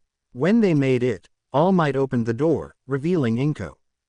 "Mom," Izuku asked. "I'm on a lunch date with Toshi," Inko said. "Figured I'd take some time to visit my son and his future wife as well." The two kids started to blush. "Dear, that's not what we called them for," Toshinori said as he turned to the two kids, "so you two know we're getting married soon." Izuku and Ochako nodded. "Well, what if I told you that our family might be getting a little bigger?" Toshinori said. "I don't get it," Izuku said. "Izuku, what Toshi means is, you're gonna be having a new sister," Inko said. "Wait, Mom, you're pregnant?" Izuku asked. Inko nodded. "My test came back positive, and I'm gonna be giving birth to a healthy baby girl in a few months," Inko said. "Wait, I thought babies came from storks," Izuku said. Toshinori spat his food out in laughter while Ochako choked on hers. "Oh, they do," Inko said. "It was a test to see if a stork would deliver a baby to us." "Wait, hold on a minute," Ochako said. "Izuku still thinks babies come from storks?" she asked, whispering in Inko's ear. "Yes, apparently," Inko said. "In any case, I'm happy for you," Izuku said. "Actually, we got a little surprise for you too. So you know that girl I saved from that freak? Ochako and I adopted her." "Wait, this means?" Inko asked. "Yep, you're a grandmother now," Izuku said. Told her, "Eri, why don't you come on in?" Eri walked into the room. She shyly waved at Inko and Toshinori. "Hi," she said timidly. "Aren't you just the cutest?" Inko said. "I'm your grandma Inko." "What's a grandma?" Eri asked. "Well, a grandma is one of your parents' mother. And in this case, she's my mother and your grandmother," Izuku explained to Eri. "And since I'm getting married to Toshi here, this would make him your grandpa," Inko added. "Hi," Eri said shyly. "Don't worry, sweetie, we'll take these things at your own pace. Also Izuku, tomorrow I'd like you to accompany me to the support item area," Toshinori said. "Nezu said something about a student preparing some gear for you to control your flames." "That'll help," Izuku said. "Can't go overboard all the time." "That's true," Inko said before going deep into thought. "I can wonder if Hisashi would have benefited from a support item that controlled how much fire came out of his mouth or how much fire he could throw in his palms." Izuku, Toshinori, Eri and Ochako watched Inko going deep into a mutter storm. "So that's where I get it from," Izuku said. "So on to the other matter, the sports festival," Toshinori said. "This is your chance to show the world that you are here, to be the next future heroes. You seem to be getting better at one for all. Yay, it's also evolving my quirk as well, Izuku said. Well, tomorrow meet me at the support item area, Toshinori told him. I think I have an idea to help control your flames. Izuku nodded. The next day, Izuku was walking with All Might just outside of the support item division. So who is it that's gonna make the support item for me? Izuku asked. A great support item designer who came all the way from America to learn here at UA, All Might said. She should be here any minute now. The two of them heard footsteps. They turned to see a girl with blonde hair and glasses dressed in the UA uniform, running up to All Might. There you are, Uncle, she said. She jumped into All Might's arms. Hi, Uncle Might. Ha ha ha. It's so good to see you, Melissa. All Might said.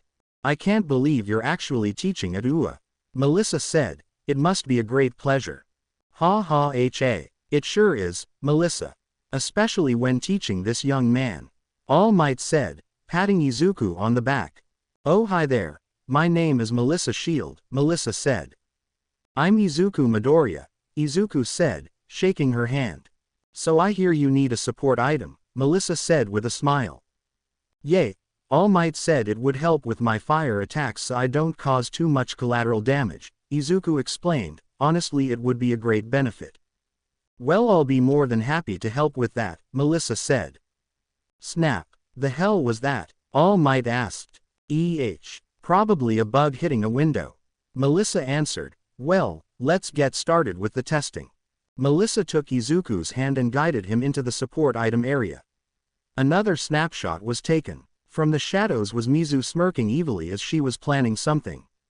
Once I get enough good photos, I'll share these with Ochako, she said, and then she'll dump his worthless ass, and for extra kicks, I'll share these with the entire school, to ruin his image. He will pay dearly for destroying my chances with Sora. He destroys my love life, I'll end his. Izuku was in the main room of the support item course. There were a few test dummies and faux villains around. Melissa was in another room observing him. Just do what you do best with those quirks of yours, Melissa said. The faux villains started coming towards Izuku. He channeled OFA around him at 20%. One for all. Full Inferno. Izuku then threw a few fireballs at the faux villains, blowing a few of them up. One of them went behind Izuku. He quickly turned around and delivered a smash to the faux villain's face. Izuku then jumped up a few platforms at high speeds. Melissa was writing down information, and was no doubt amazed at how fast he was going. His power is so explosive, and he's as fast as Uncle Might. Not to mention how cute he looks.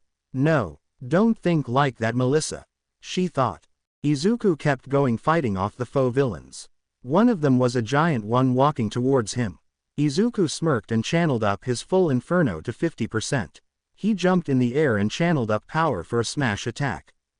Smash! He punched the faux villain hard, sending it falling down to the ground. The smoke cleared, showing Izuku without a shirt. Melissa nearly got a nosebleed looking at his incredible muscles and pecs, but stopped herself.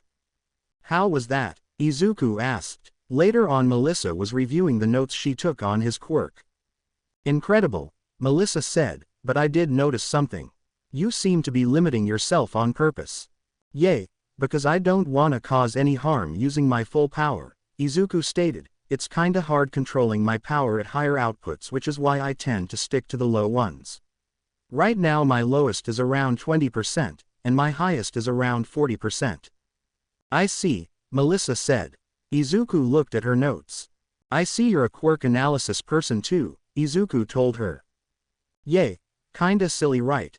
Melissa asked. You kidding? I have about 5 books of quirk analysis, one of them being my very own classmates, Izuku said. I'm kinda a fanboy when it comes to these things. Melissa giggled at his comment. You look like you're having fun, Deku, said a familiar voice. Izuku turned to see his girlfriend staring at him with a blank expression. Ochako. Oh hey, what's up? You look like you're having fun, Ochako said once again. Quote. You said that. Izuku heard someone else clear their throat. It was Momo. Yaoyorozu. You appear to be having a good time, she said. Midoriya, I heard everything, Jiro said on the left side. Izuku bowed down repeatedly. Ochako, please, this is a huge misunderstanding. Melissa was looking at Ochako. Ochako looked at Izuku and then started bursting out into laughter. Momo and Jiro did the same. I'm sorry Deku, I just had to do that, she said. I was a bit suspicious when I saw you with that girl, but I know you wouldn't cheat on me. Wow, she's a cute girl with a well-rounded face, and those thighs look like they could take down a villain with no sweat.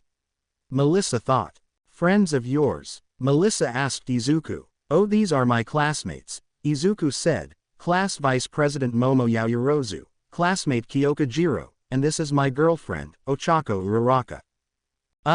Girlfriend? Melissa asked. Ahem, but yes, of course. Nice to meet you all. Nice to meet you, Ochako said. I can tell we'll get along quite well. Melissa smiled. Yay, she said. The days have gone by. Everyone was training up for the upcoming sports festival. Everyone was practicing with their quirks or magic and finding new ways to use them.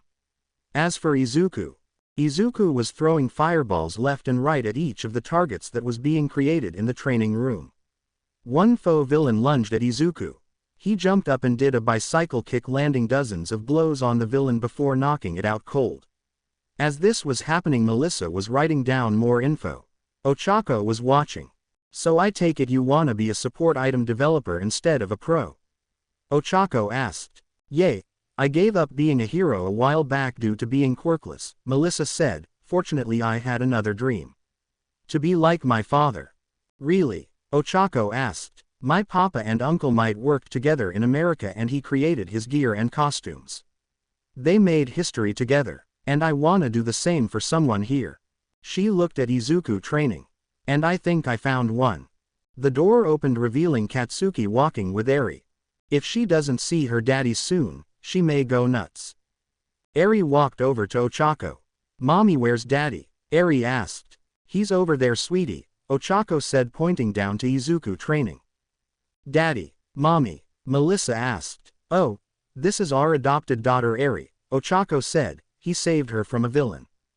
Melissa bent down to Eri's height. Hi there. My name is Melissa, Melissa said. Eri looked at the beep girl and saw a friendly and somewhat motherly vibe within her. You're pretty, Eri said.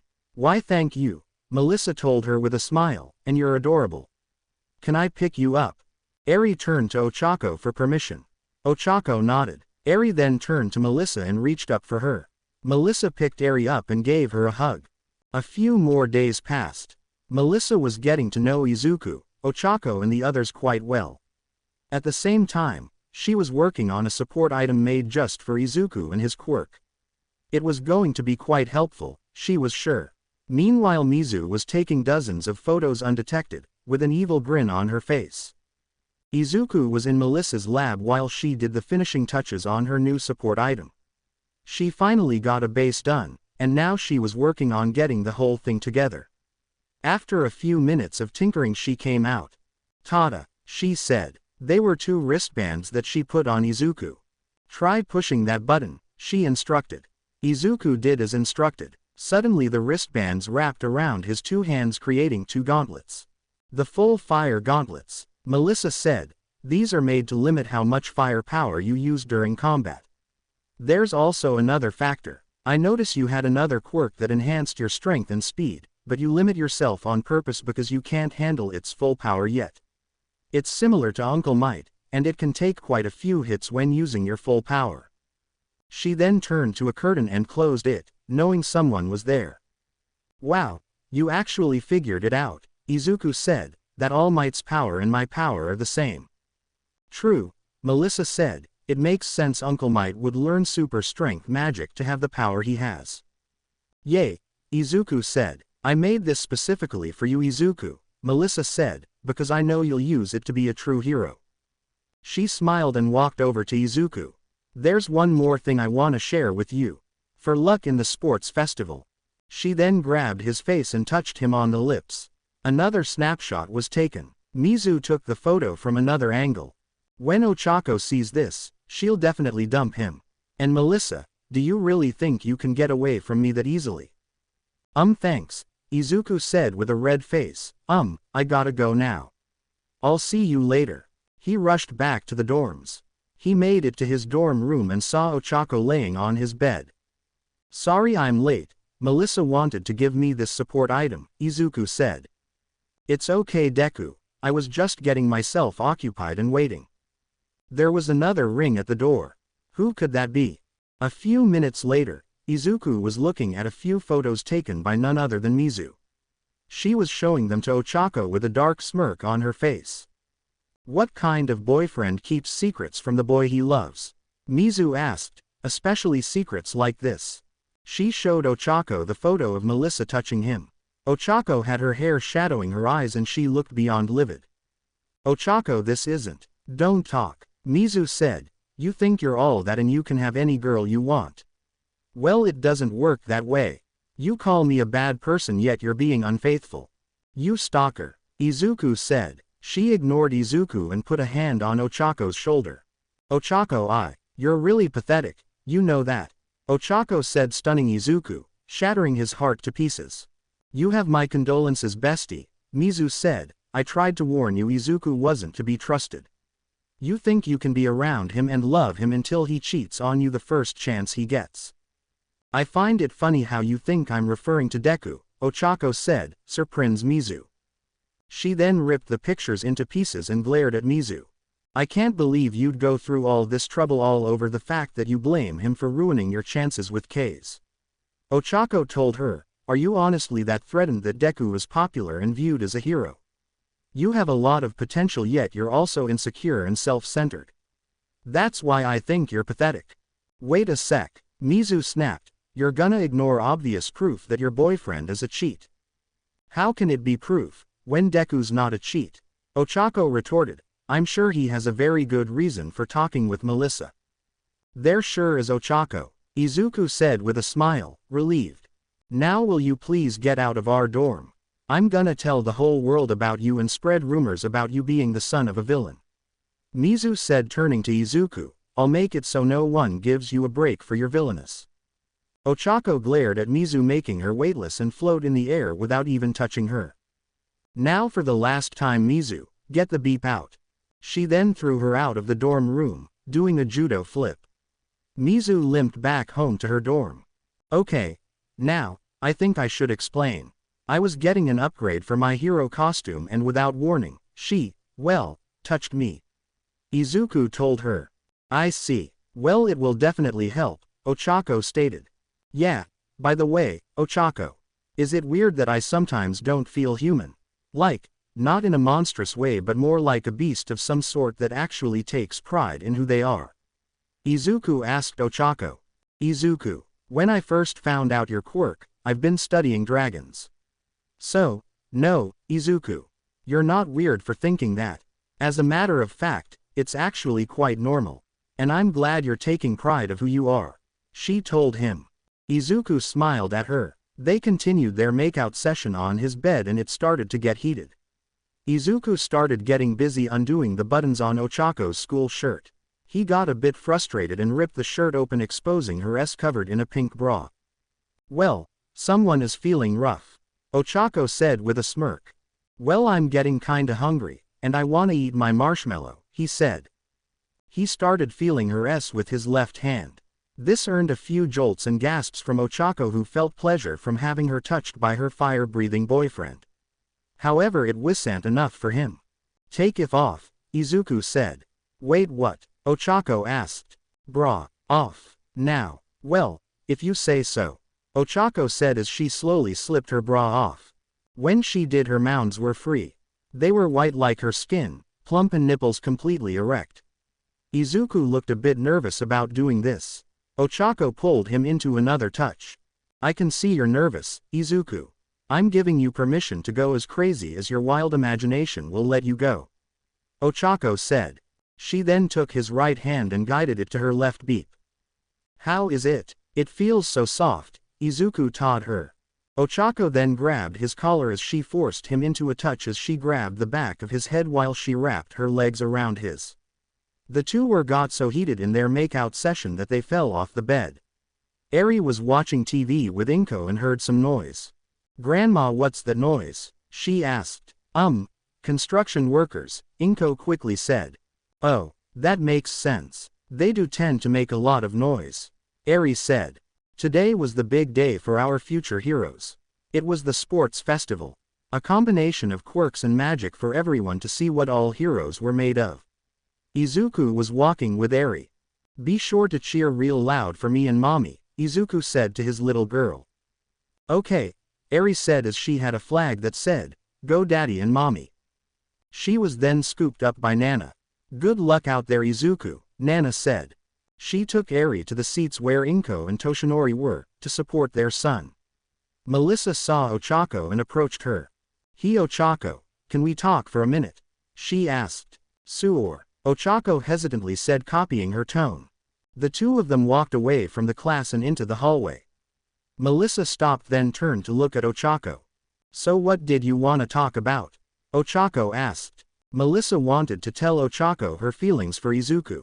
She was fidgeting with her fingers trying to find out how to get the words out. So this is gonna be awkward, Melissa said. What? Ochako asked. Well, Ochako noticed the way Melissa was swaying around and how her face looked. It was the look of someone in love. She started to slyly smirk. You have a thing for Deku, don't you? Ochako asked. Melissa was surprised. The shock on her face said it all. How did you? I noticed how you were looking at him and I kinda figured, Ochako explained.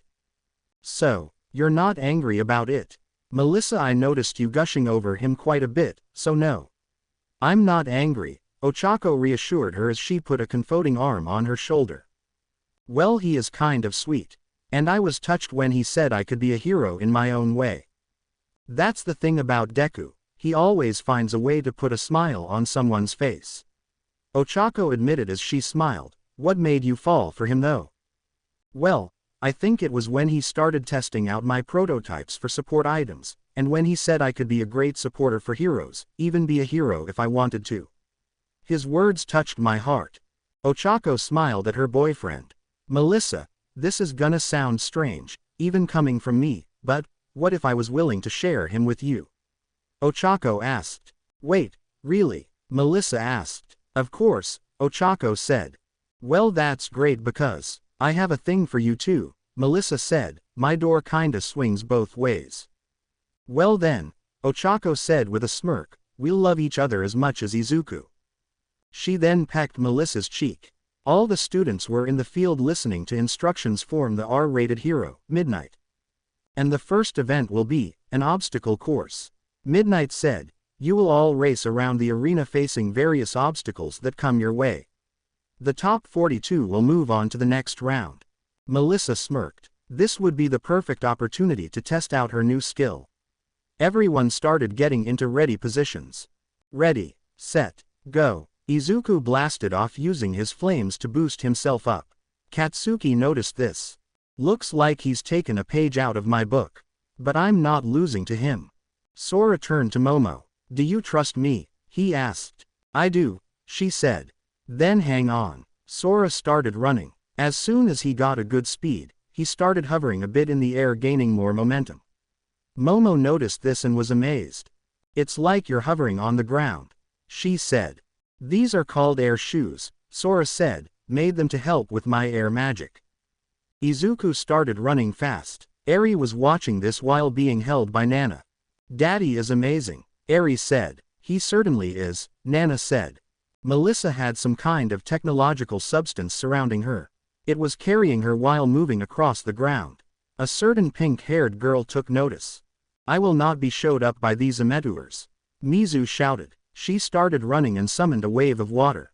She was surfing without a surfboard. There goes Mizu showing off her superior strength, Vlad said, going on with his ridiculous biased commentary. Why the hell did we let him up here? Aizawa asked Mike. I have no idea, but it looks like Midoriya has taken the lead. Present Mike shouted. As Izuku was running, he heard rumbling. There were a lot of robots in the way. Izuku only smirked. Release restraint level 80, Izuku said. He then used one for all at level 5 as he only released 0.1% of his full power with his quirk. He then threw a fireball at the foe villains, destroying them. As the fireball hit, he then waved his hand as he made a firewall, destroying other foe villains. Momo was still on Sora's back as he ran. There were foe villains behind them. Momo decided to put her training to use. Form change. Her entire attire changed. She had armor of swords around her. But what's this? Bakugo hasn't moved an inch. Present Mike shouted. The camera cut to Katsuki, who was just smirking at this. All of a sudden, Katsuki took off like a fighter jet as he managed to caught up to Izuku and Mizu, who looked as if they were neck and neck. Deku, quit trying to play nice. I know you're faster than that, he told Izuku as he picked up his speed again. Oh, you and your damn blood magic, Izuku shouted as he himself picked up his speed, leaving Mizu in the dust. Get back here, you demonic beeps, Mizu shouted. She then slammed her fist to the ground, creating some kind of water bubble, trapping the two of them inside. Oh, that's just cheating, Katsuki said. What am I supposed to do to get us out of this? Izuku saw that Katsuki actually had a plan as Izuku saw that Katsuki didn't lose his smirk. Kachan, what are you planning? Izuku asked as he seemed scared. I don't think pink hair remembers what I told her, Katsuki said. What, bitches love cannons? Izuku asked. Nope, Katsuki answered. Don't bleed in the sight of a blood mage. Katsuki saw that Mizu ended up cutting herself as she zoomed past the two. With that, Katsuki used his blood magic to counter-cheat.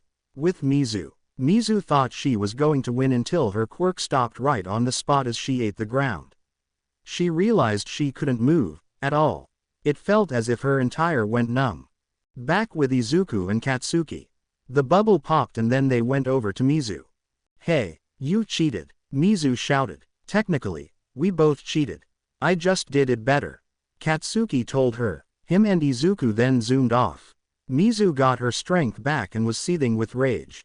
Crush them, Mizu, Vlad said. At this, Vlad also went limp. He got annoying, Katsuki noted. I'm starting to know why blood magic was forbidden in the first place, Urza said, watching Katsuki. Off the robots. She could use them for attacking, and for forming weapons. She formed a baseball bat and hit the head off one of the robots. Ochako was flying around catching up to her boyfriend and his rival. Didn't think you could avoid me, did ya? Ochako asked. Nope, Izuku said. Go mommy, Aries said. All three were neck and neck. Izuku then started to boost himself by using his hands like rockets. Oh no you don't, Katsuki shouted as he started to use his vampire speed to stay caught up to Izuku. Get back here, Ochako shouted as she used her gravity magic to weaken the gravity around her and speed herself up. Looks like we got our next big three, Mike said, both quirk users and also magic users. The three of them were heading to the finish line still neck to neck. Dust was starting to emerge. The dust started to settle down. The winner was. I won, Izuku said. What are you talking about? I won, Katsuki said. You're both wrong. I won, Ochako said. Ahem, said a voice. They all looked to see Sora and Momo taking first and second place. Wait a minute, Izuku said. How did you get there before us? Sora was about to answer. How did we, Momo? Well, we took note on how Mizu was cheating, so we may have cheated back by taking a shortcut, quite literally, Momo said. Goddammit, why didn't I think of that? Katsuki shouted. Momo turned to Sora, who was red-faced. Momo. He was gesturing to her top being open, exposing her stomach and training bra. Mizu crossed the finish line. She qualified but was seething with anger. She was looking at Izuku and was just getting more and more pissed off. I was upstaged by that worthless demon. Soon after Izuku and the others, a few more contestants started running through. The top 42 contestants were able to advance to the next round. Midnight spun a wheel around and it landed on an activity. Alright, now, the next matchup will be Cavalry, Midnight shouted. Cavalry, Ochako asked. Yes, Cavalry. Teams of 4 will use quirk and or magic to steal points from people, Midnight said. People started assembling teams. Iida approached a girl with pink hair and strange goggles. She was some that he had been crushing on for a while, despite her quirkiness. Hatsume, It will give me great pleasure if you would team up with me. Hatsume turned around and noticed Iida. I have no idea who you are. But I'll accept, Hatsume said. She then studied his look a bit. Oh yay, I recognize ya. You were that guy who asked for the upgrade to your calves.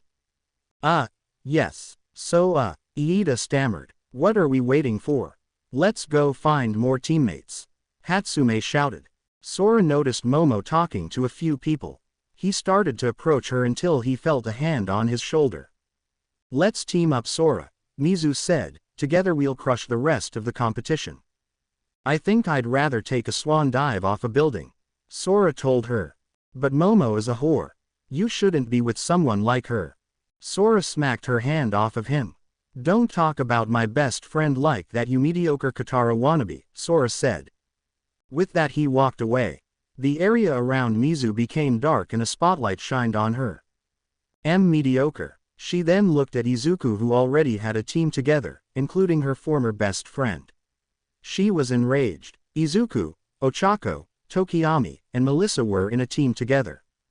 This will be perfect, Ochako said. With your dragon fire, and Melissa's nanotech we'll be able to win this, no sweat. Plus with these gauntlets we should have no problem winning, Izuku added. The teams were set and the cavalry battle was about to begin. Ready, go, Midnight said. The teams started going around trying to grab headbands with enough points.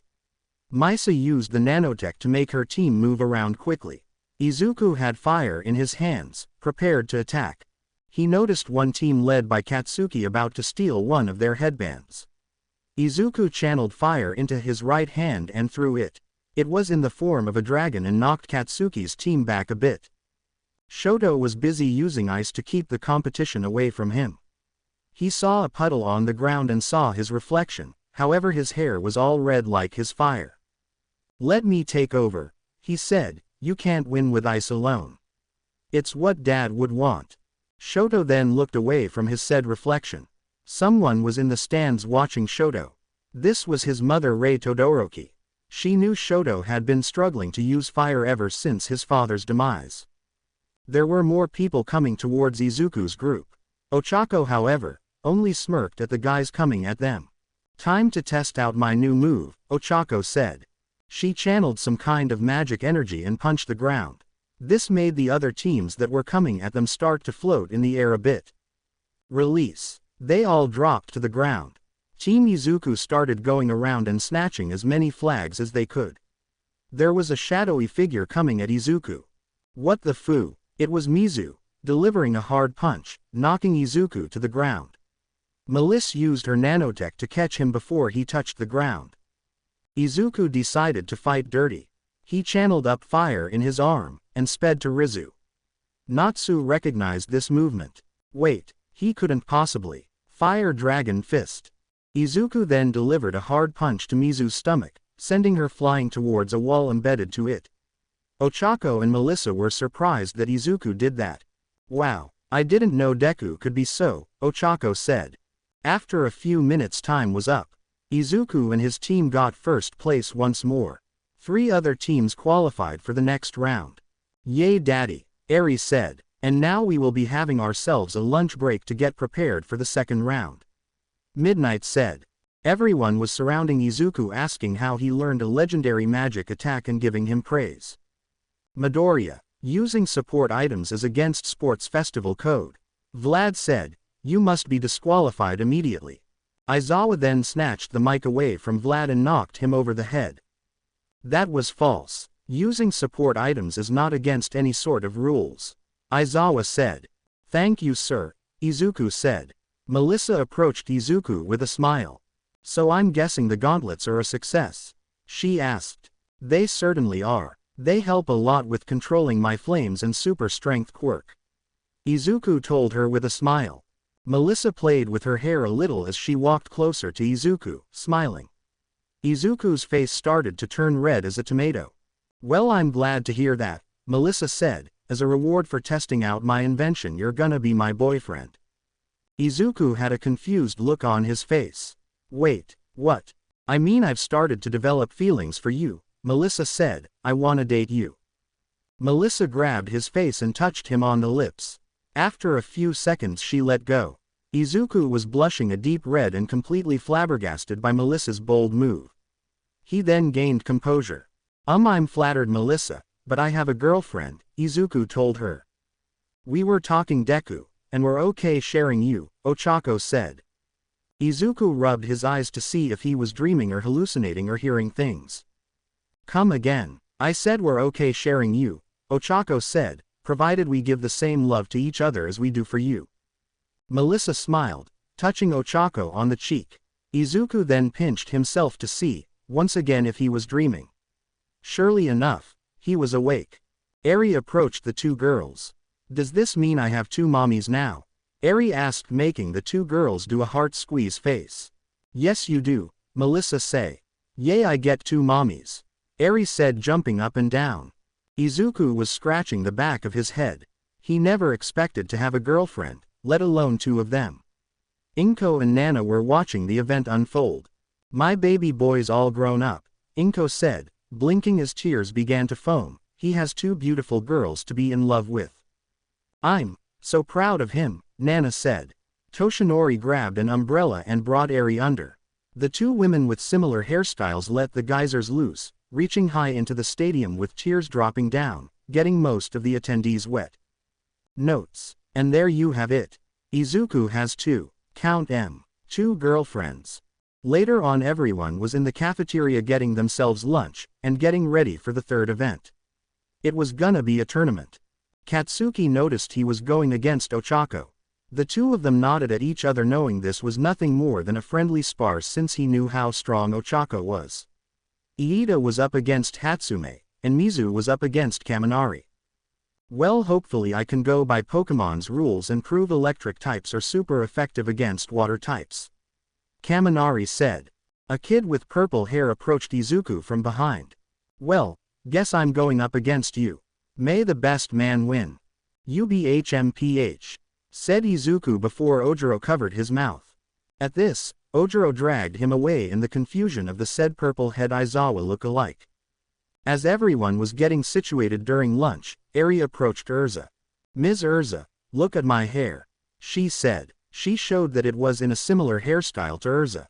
She could have sworn her heart skipped a beat seeing how adorable she looked. "Eri really liked your hair," Ochako said. "All right, if anything happens to this child, I will leave nothing but a puddle of blood of whomever caused it," Urza said. "Ms. Urza, it's quite obvious that Midoriya here stole this white-haired girl from a scientist. I deem it necessary to return her to her rightful," Mizu started to say. Urza then slugged Mizu hard enough that she implanted her to a stone wall.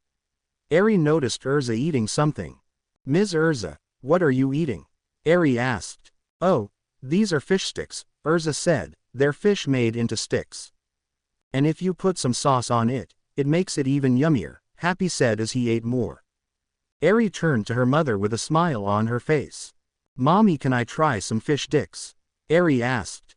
Katsuki and Natsu bursted into laughter, while Urza tried to hold it in. "Eri, it's fish sticks," Ochako told her while also trying not to laugh. "Fish sticks," Eri said. Katsuki started laughing even louder while Natsu started rolling on the floor. No, sweetie," Ochako said, "fish sticks, dicks," Eri said, failing to repeat sticks. Urza lost it and fell to the floor laughing as if she were affected by a smiley man's quirk. "Achoo," Eri saw Izuku and ran to him. "Daddy," she said. "Hey there, Snowball, looks like you got something good," Izuku said. "Mommy got me some fish sticks," Eri said. Izuku turned pale to the sound of glass breaking. What?" Izuku asked. "She means fish sticks, Izuku," Ochako reassured him. "Yay, that's what I said, fish sticks," Eri said, raising her fist up. All three, Katsuki, Natsu and Urza, had all turned purple from laughing so hard. Sora was walking to a table when Mizu waved over to him. "Hey Kaze, I got a steak for ya," she said. Sora was gonna sit next to Momo, but she was already with the girls. He hesitantly sat next to her. "So, how was the training for the festival?" "It was all right, nothing too gruesome," Momo helped me a bit with my air magic, which is why I survived most of what just happened, Sora said in an unused tone, barely paying attention to her. What kind of training? And how did Momo help? Mizu asked. You want me to go into detail about that? Sora asked. Yeah, Mizu said. Look Mizu, maybe you should go, Sora said. I'm trying hard here, Mizu claimed. No asked you to try hard. I know, but I'm trying to establish a friendship with you, yet you constantly turn your attention towards that Hoyaoyorozu. I mean, look at her hero costume, she's practically only wearing a leotard and exposing herself just to create objects. Sora gave Mizu a blank stare. Alright, I'll tell ya, he started, you are the worst person I know. You constantly talk shit about other people behind their back, and when someone asks you why, it's always because they treat you like you don't exist. And then when they try to hang out with you, you ignore them and treat them like they don't exist in your life. And you try to bring attention to yourself by locking yourself in your room while posting shit on Twitter and TikTok saying awful stuff, like the fact that the suicide rate for the quirkless should be higher. And you know what's more useless than the quirkless? Men. And I don't have either, so how do I know? I got news for ya, Mizu. YouTube. That's right, you're making content for YouTubers who actually have a brain. As he was continuing with his rant, people were listening in and turned their attention towards them. You pretend you're this superior woman who knows everything about how the world should be, when in reality you're just a bully who treats others like they're beneath you, Sora continued. Plus you compare yourself to someone like Stan Smith from American Dad, telling the world what a great devoted man he was, and also about Sakura Haruno from classic Naruto, saying how much of a good person and responsible woman she is, but she wasn't. Stan Smith was a stubborn man who puts his own opinion and his own life over everyone else, even his own family. And as for Sakura, she was a cold-hearted bitch who treats Sasuke like he's God. And that's why you like them so much, because both of them are you. You're a perfect combination of both of them. Izuku and Katsuki were watching Sora continue his rant. Katsuki passed Izuku some popcorn as he was enjoying watching Mizu get a taste of her own medicine. You're more self-centered than you let on. And you delude yourself by telling the world what a great water mage you are, even though your magic spells are completely average compared to other people. Oh. And speaking of the suicide rate, you had the nerve to tell Midoriya of all people to kill himself. The man saved you from certain death, and this is how you repay him. Exclamation mark. You talk shit about him all the time and talk about how much of a villain he is and how he doesn't help people by doing the smallest of things for others, like helping an old lady walk across the street. Well, I don't see you doing that either. What have you done to prove you're a better person than him? Oh yay, nothing. And the fact that you call Momo a hoe just shows how much of a hypocrite you are. Yeah, her hero costume is revealing. But at least she has a reason for it. What's your excuse for flashing your dirty fanny on social media, huh? And you know what? I can forgive all of that. All of it, if you weren't such a bore. That's the worst of it, Mizu. You're just a self-absorbed bore. Deep breath. Well, I'm outta here. Thanks for the beeping steak, Mizu. With that, he walked away and joined Momo at the table. Mizu stood there for a couple of minutes, before shattering into a million pieces. Iida watched this and was stunned that Sora would be so bold.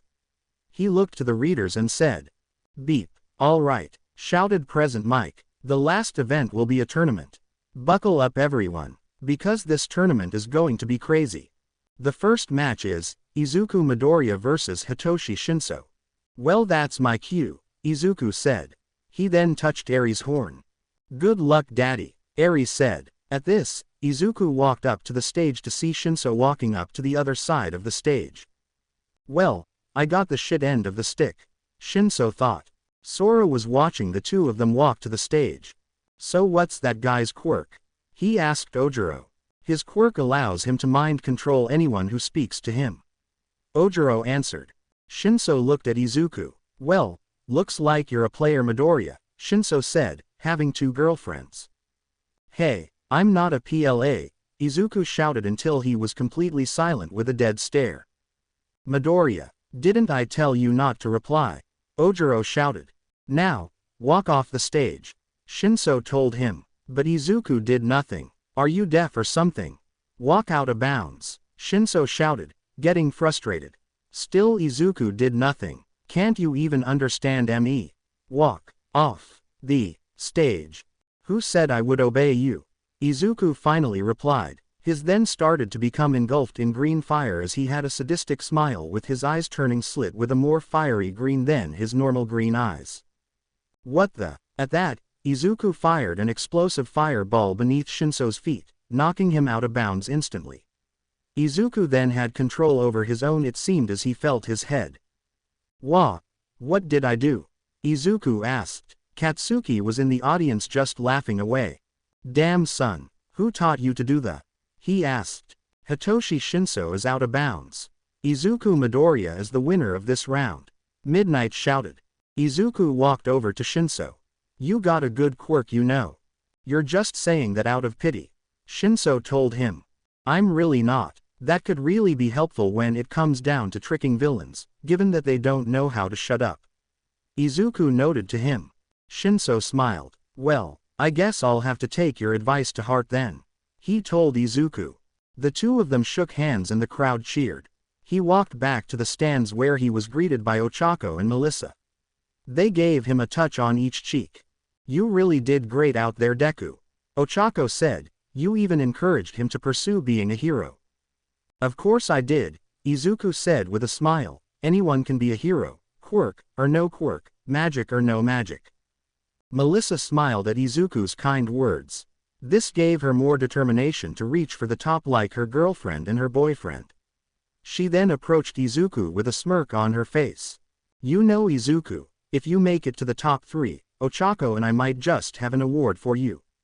She then rubbed her chest onto Izuku's back, to which he started to turn red. Ochako noticed this, and knew she needed to step up her game if she wanted to keep up with her. She may be willing to share her fire-breathing boyfriend, but that didn't mean she was going down without a fight. She went into Melissa's ear. What do you say we give Deku some girl action as well? She whispered before caressing Melissa's butt, making her shiver. Beep, she's hot, Melissa thought.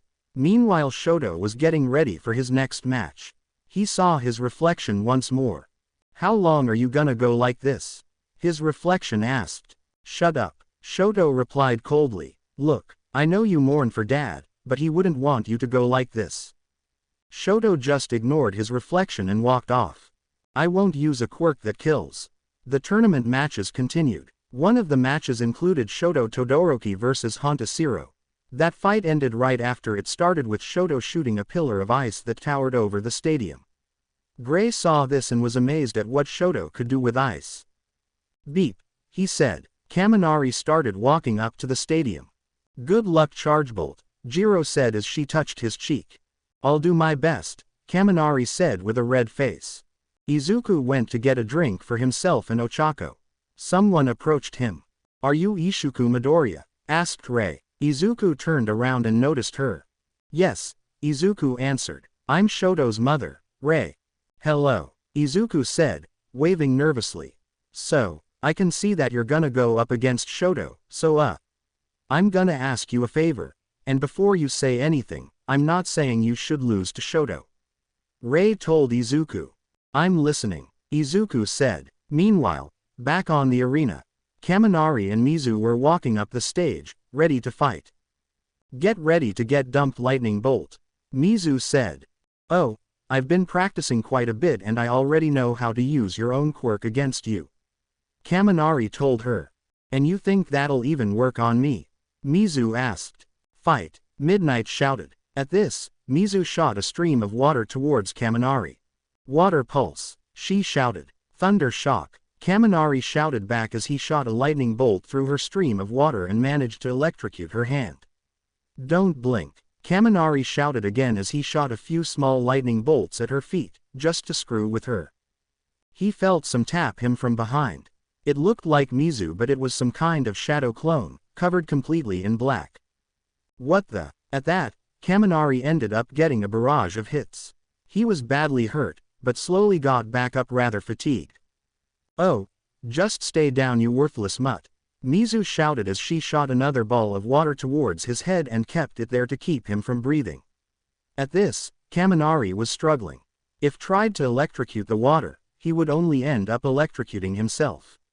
Mizu then started adding pressure to said ball of water, making it harder for him to hold his breath. She then threw him out of bounds. He was completely beaten. Kaminari is unable to continue. Mizu is the winner, Midnight said. Jiro was infuriated at what Mizu did. Why I ought to. Let me at her, she said before turning to Mina, tossing her part of her gym top. Here. Hold me back. Okay, Mina said. Jiro then tried going after Mizu. Let me at her. Okay, Mina said as she let go of Jiro. Quote. I think you're missing the basic point here. Oh, Mizu then walked back to the stands. She was confronted by Jiro. You might wanna consider getting a new boyfriend, since he's a wimp, Mizu said. What do you even see in that retard? Jiro then gritted her teeth and socked her across the face. He may be an idiot, but he's my idiot. And since you think you can find the perfect guy, then why don't you go and try to find the perfect boyfriend? Oh wait, there isn't any, and even if there was one, he probably wouldn't give you the time of day. Take Sora for example. I'd call you a bimbo, but that would be me calling you stupid but attractive, but you're just stupid. I wanna just bleach my eyes just for having to look at you for this long. Jiro ranted. Well, at least I'm not a sore loser for losing in the second round of the sports festival, Mizu said. Honestly, I doubt any pros are gonna hire you for an internship given how your quirk is only good for eavesdropping. 9:25 p.m. You know, if I were in the third round I'd wipe the floor with you. You watch who you're talking to, Mizu said. No, you watch who you're talking to before I shove my fist up your. Jiro. Vlad snapped. You say you're sorry to Mizu. But she. Apologize. Right. Now. Vlad said. Mizu looked at her. Well, I'm waiting. Jiro walked away and flipped her the bird. Eat a dick, she said, walking away. I honestly don't know if any of Class 1A know who they're dealing with. Vlad King said. Ditto, Mizu said. Ryoko was looking down and thinking about that power. What kind of magic was that? Ryoko said. I never saw some use that kind of magic. I suppose it is pretty strange, Nana said. I know quite a bit of magic from fairy tale, but I doubt this is even remotely part of it. In fact, I think that kind of magic was probably banned for being too dangerous. How did she even get her hands on this kind of magic? It's really confusing. Tome maybe should ask Erza about it and see what she thinks. She then went into a mutter state. Oh Jesus Christ, Nana. Stop with the muttering, Ryoko shouted. I think it's pretty strange too. I never heard Izuku talk about this kind of magic before. It's really confusing as to how that girl even got her hands on this kind of magic, Inko said, going into a mutter state as well. She even got a notebook and started writing down stuff similar to Izuku. Ryoko's sweat dropped at this. God, so this is where Izuku gets it from. Achoo, Izuku said, sneezing fire. Bless you, Ochako told Izuku as she gave him a tissue. Thank you, Izuku said as he took the tissue and blew his nose. Honestly, I can't stand her, Mina said. She makes my skin crawl. She makes all of our skin crawl, Mina, Sue said. Momo was heading down for her match against Tokiyami. Sora approached her. Before you go down there, he said. He then approached Momo, then gave her a small but tender touch on the cheek. For luck, Momo smiled at him. Thanks, Sora, she told him. Mizu saw this from a mile away and literally crushed the bars of the stands. Momo saw this and flipped her off. She walked up the arena as she was ready to fight her opponent. Once she walked up, her opponent, Tokiyami, was standing on the other side of the arena with dark shadow looming over him. So, is Tokiyami weak against all light? Momo asked as she summoned two swords that looked as if they were embedded with holy light, then put them in the shape of a cross. Erza saw this and was amazed. She's finally done it. Fight, Midnight shouted. At this, Dark Shadow then started charging at Momo but immediately got impaled by the sword, causing Dark Shadow to squeal in pain and retreat. Ask of me, and I shall deliver thy heathen of thy inheritance. The possession, the ends of the earth. Be wise there, Dark Shadow. Serve the Lord in fear and rejoice with trembles. Touch the sun lest he be angry and he perish on the way. For his wrath is but a kindling. This can be over with one swing of my sword. This hero does not shirk when the enemy presents itself. Momo shouted. Oh, beep, Urza said. Oh, shit, both Tokiyami and Dark Shadow said at the same time. Tokiyami was trembling at the sight of Momo. Momo. You know I'm not a demon, right? My quirk is just weak to light. No need to send me to God or anything, should have done that with Bakugo. He probably would have had a field day. He told her. And you're right, Katsuki said, grinning. What I'm trying to say is, please don't actually kill me. Tokiyami said. He then slipped and fell off the arena, making Momo the winner. Yaoyorozu advances to the next round. Midnight said. The crowd cheered for her victory. Urza smiled at her protege. Back at the Cyber Guild, Katsuo was watching construction on one of his new henchmen. It had strange-looking tattoos and the head that looked like it was in the shape of a bird. Yes, my, this looks rather interesting, he said. One of the creators looked to him with a smile. This monster has the combination of All Might's strength, and the magic power of the strongest members of Fairy Tail, he told him. This weapon will spell certain doom for heroes and magicians. Yes, and with its newly added ether gear, not even the great Urza T will be a match for it. Katsuo, once it awakens, my plan will begin. The next match coming up with Sora versus Mina. Sora was getting ready for his fight when he saw Momo walking by. Momo, that was amazing what you did out there, you made Tokiyami shit his pants. He told her. Thanks Sora, Momo said. Hey Mo, could we talk about earlier? Sora asked. I just wanna say I'm sorry. For touching you on the cheek without consent. It's fine, Sora, besides, it made me feel special. Momo told him. Wait, really? Sora asked. I thought you had a thing for Todoroki. He seems better with women compared to me. Yeah, Mina did too, unsurprisingly, Momo said. I may as well tell you Sora, I've liked you from the first moment we met. Sora was surprised by this news. You did? Yes, Sora, I did, Momo said. This may be a crazy question to ask. Sora said. Ask away, Sora, Momo told him. Wanna make out just in case Mizu is watching us to piss her off?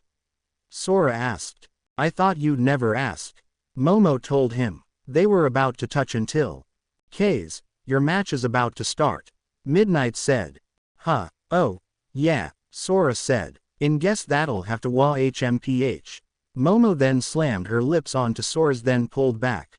That'll have to do till later. She told him. Meanwhile, Mizu was sitting down and suddenly felt like her heart was shattered into pieces. On this corner we have the Queen of Acid, Mina Ashido. And in this corner we have the Knight of the Wind, Sora K's. Oh come on, you're making it sound like we're married or something, Sora said. Even though you're clearly in love with Momo. Mina told him. Yeah, and we even touched before this. Sora told her. I am so gonna tease the beep out of you for this, Mina said, after I whoop your ass. So, if I whoop your ass, would I be saved from the teasing? Sora asked. Nope. Clash. Mina shot a stream of acid towards Sora, but Sora blew it away in two different directions. Wait. How? Sora then did a flying kick and kicked Mina right in the gut. Beep you, that's how. He answered her. Mina got back up. She was itching for a fight against her classmate. Alright, you wanna get nuts? Mina asked. Come on. Let's get nuts. Sora then started blowing sharp winds all over the place as they cut through Mina's skin. They weren't severe, but they were certainly painful. Ouch. Try to dance your way out of this one. There's cutting winds all over the arena. Make one wrong move and you'll get cut. Sora shouted, grinning maniacally. Mina then started skating near Sora. Before Mina could get to close, a cyclone started forming and Mina was losing her footing. Oh, so close, he told her. He then blew her off the stage and she fell on her butt. That was awesome, Mina said. Well, I'm glad you think so. Now we get to watch your boyfriend fight his clone. Sora told him. Am my boyfriend? Asked Mina. Yeah, isn't Kirishima your boyfriend? Sora asked again. Fought. No, that's ridiculous. Hey, wait a minute. I'm supposed to do the teasing. Mina shouted. Nah, you lost. Besides, you'd basically be teasing me about someone we all know I like, so, loser gets teased. Sora said. The next match was Kirishima against his metal twin. As this fight was going on, Ochako was in her waiting room, prepping herself for her fight with Katsuki. Melissa noticed she was nervous. Are you okay? She asked her. Yeah, I'm just a tad bit nervous. Ochako said. Well, not even gonna lie. I would be very scared to fight Bakugo. With his blood-cursed explosives, his fast unnatural agility. Melissa started naming off all the things Katsuki is able to do, making Ochako more nervous. Melissa, that's not to be rude, but that's not helping. Izuku told her. It's okay, Izuku, I do have a plan to beat him but I'm not sure if it'll work. Ochako said, I learned a weaker divine spell to get the upper hand on Bakugo. Ochako, Kachan isn't a vampire. I think, or he minus will be, actually, Ochako that actually might work. Izuku told her, very few things can stop blood magic but I think you'll manage just fine, Ochako. Ochako smiled and touched his cheek. Thanks Izuku, she told him sweetly. By the way, Melissa won't stop telling me that we need to have a threesome. Right, a threesome, Izuku said, confused. What's a threesome? I think it's best we show you hands-on, after this that is. Melissa told him. Izuku got a little nervous at that. Back at the arena, Kirishima and Tetsu threw one final punch towards each other as they both fell backwards. That was a manly match, Kirishima said. Ditto, said his metal twin. Up next was a match with Melissa and Kami. May the best big-tittied girl win fam. Ditto, Melissa agreed.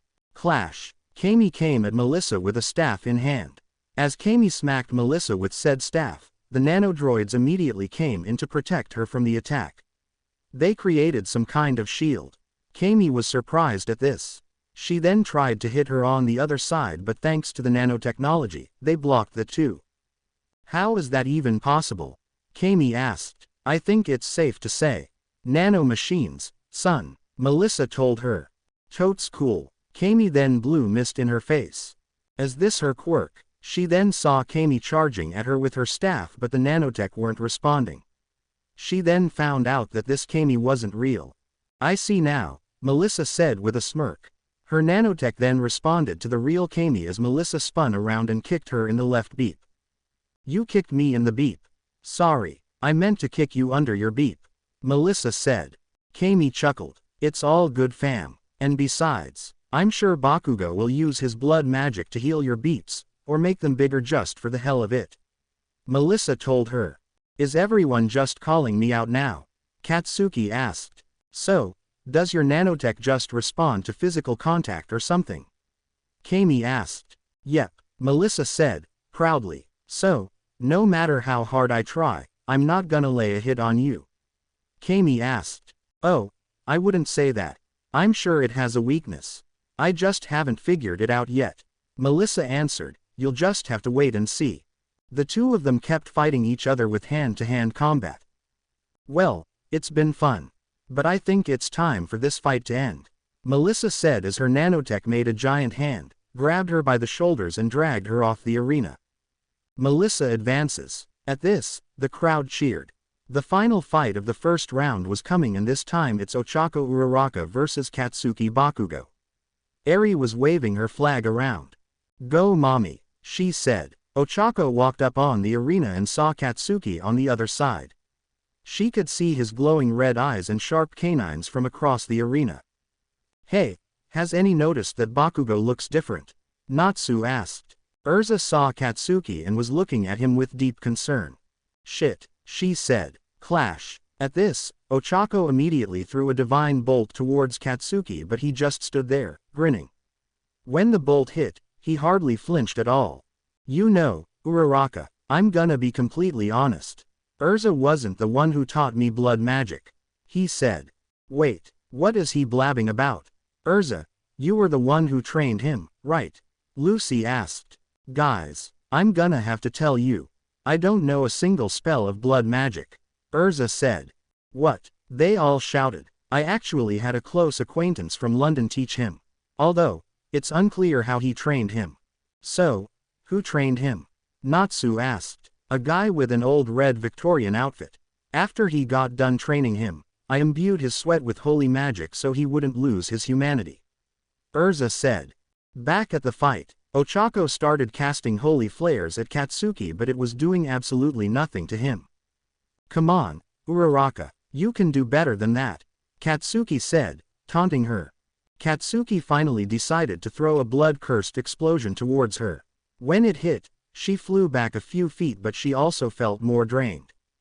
And since Urza imbued my own quirk with holy magic, all it did was burn like hell. But now that I've gotten used to it, divine magic does very little to me. Katsuki said. As a matter of fact, now I have the ability to also do this. Katsuki then threw an explosion that was radiating with divine magic. Ochako tried to use a ward spell, but it only eased the effect as she took a direct hit from the explosion. Such force. Ochako got back up as Katsuki walked towards her menacingly and tried to think of a plan. How about gravity magic, she thought. She then tried to increase the gravity around Katsuki, but to no avail. She then tried to have debris trap him. It looked as if Katsuki was trapped under all the rubble, but Katsuki just threw a giant explosion, pushing Ochako back away from him. Come on, Uraraka, hasn't Deku taught you anything? Use your head, Katsuki told her. Ochako then tried one last spell as a desperate attempt to win. She started calling power towards her from the sun and ready to blast towards Katsuki. Yes, excellent, Katsuki said with excitement. Ochako then fired the blast, but Katsuki grabbed onto it. Only this time, he was starting to feel it. His blast had gotten bigger, but Katsuki kept his footing. She then used his own blood to curse the blast and have it backfire on Ochako, blowing up in her face. She was now on the ground, trying to get up from the impact, but just couldn't. Katsuki walked over to her. Hey, Uraraka, Katsuki asked. Huh, Ochako asked with little energy. You lost, Katsuki told her. Shit, Ochako said as she fell unconscious. But that was pretty freaking fun though, Katsuki told her as she lied unconscious. Izuku jumped down to the stage and picked her up. She fought hard, she did, but I feel like she was still holding back, Katsuki said. No, Kachan, she went above and beyond. That was a spell she just learned just so she could get a fighting chance against you. Izuku told him. We're all still apprentices after all. True, Katsuki said. Kachan, I need to ask, are you still human? Izuku asked in a serious tone while holding Ochako in her arms. Of course I am, but maybe the blood magic is affecting me. Well, Kachan, if Urza didn't teach you blood magic, who did? Izuku asked. Katsuki looked at him with a grin. Alucard, Urza answered while back on the stage. Natsu, Lucy and Happy had a face of fear from hearing that name. Oh, beep all sorts of duck, Natsu said. Alucard. A beep mothering vampire. That's who, Katsuki told him. Kachan, Izuku asked. Yes, you were trained in blood magic, by a vampire? Izuku asked. Yes, Katsuki answered. You're a vampire, Izuku told him. Sharp canines, blood-red eyes. Even though your eyes were red in the first place, unnatural agility, I mean, come on Kachan. It's pretty obvious, Izuku said. Okay, but what about burning in the sunlight? Katsuki asked. Vampires don't actually do that. They just get weakened, Izuku told him. Oh, beeping shit, Katsuki said. And luckily, you still have your humanity left to not drain Ochako's blood, or accidentally turn her into a vampire. Izuku said. I'm gonna go take her to Recovery Girl and get ready for my fight with Todoroki. At that, Izuku took Ochako to the nurse. Izuku was making his way out to his next match. He was going against the cold Shoto Todoroki, who also could use fire, but for some reason he wouldn't. He thought about when he spoke to someone. Flashback. Izuku was training in the back. He saw someone approach him. It was a woman with snow-white hair. You wouldn't happen to be Izuku Midoriya, son of Dragneel, would you? She asked. Izuku nodded. Yes, he said, My name is Rei Todoroki, known as the hero Blitzkrieg. I have a favor to ask. I would like you to help Shoto escape his past, and embrace his fire. So he does use fire. But what made him refuse? Rei spent the next few minutes explaining what happened. It all had to do with his father Endeavor. So that's why he won't use fire, Izuku said. Yes, ever since his dad died, he's been afraid to use fire.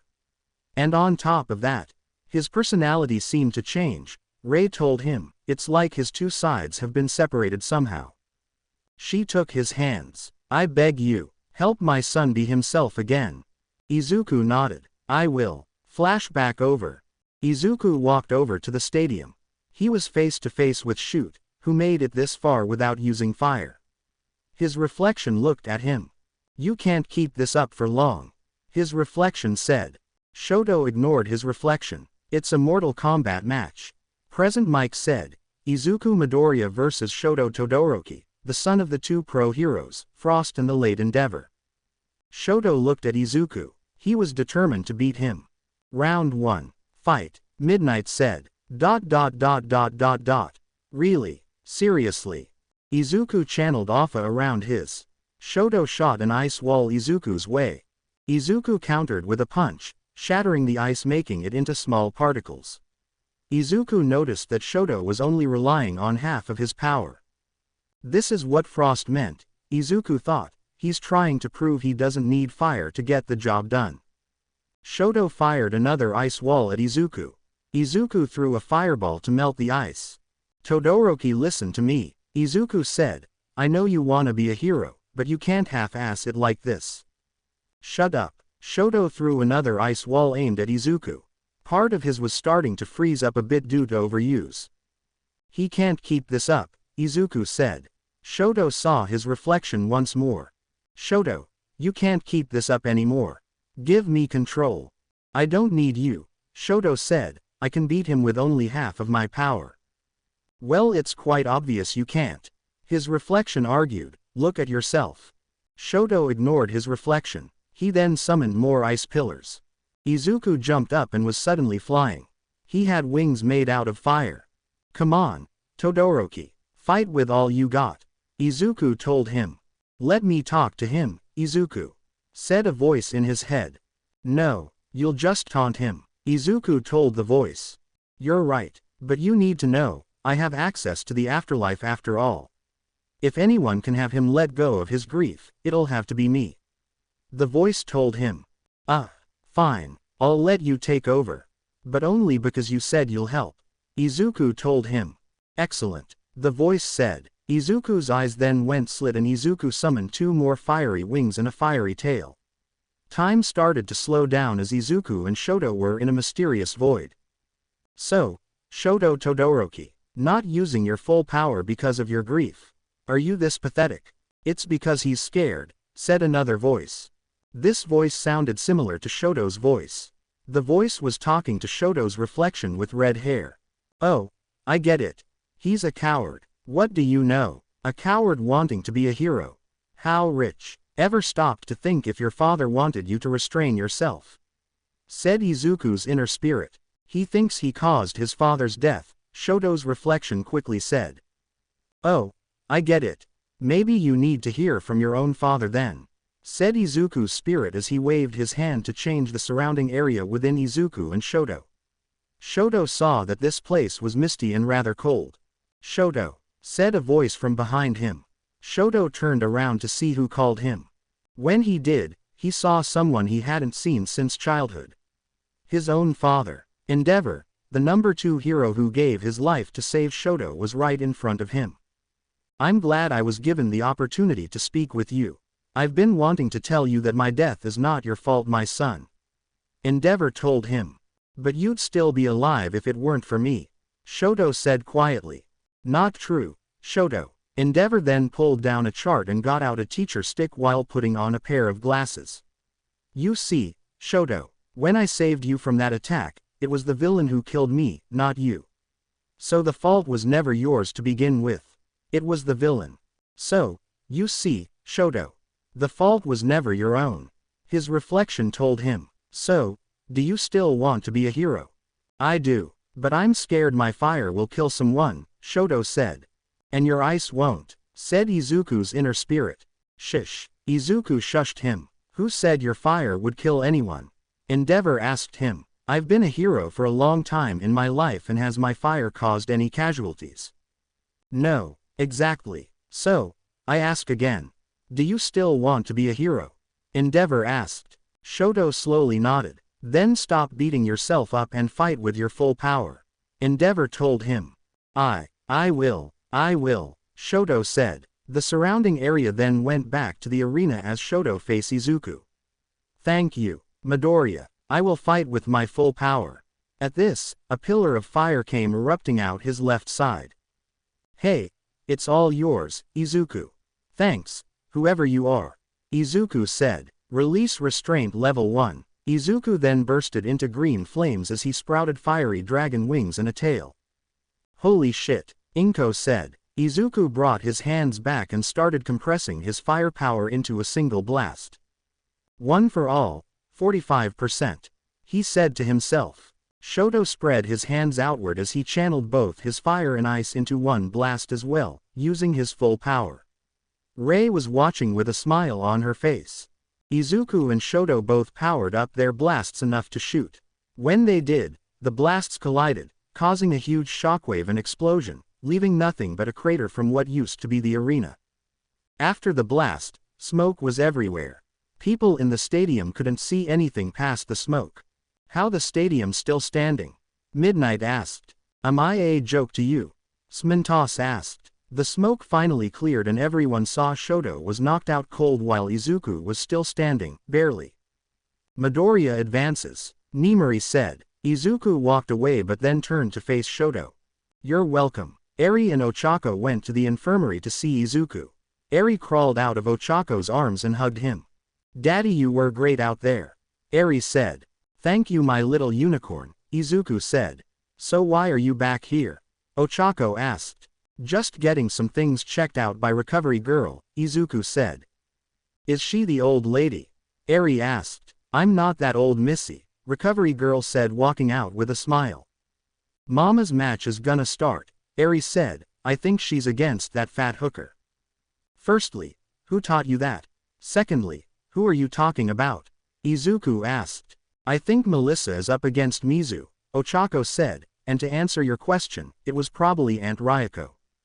Izuku pinched his nose. I'll need to have a word with her.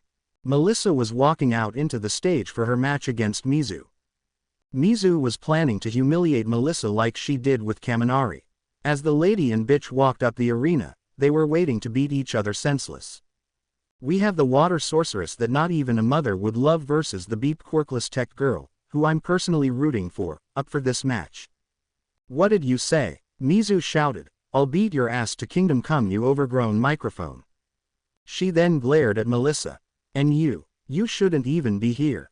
Quirkless people have no right to be heroes. Sorry, what was that? Couldn't hear the words of clash. Melissa was standing in her spot as Mizu dashed towards her. So, attacking me without a plan, I see. Melissa asked. Who said I didn't have a plan? Mizu asked. She then tried to use a shadow punch towards Melissa, but it was blocked effortlessly. Melissa then created a giant nanotech hand that grabbed Mizu by the foot and started ragdolling her across the arena. However, she failed to see what was behind her. A shadow clone dashed behind her and kicked her hard in the back.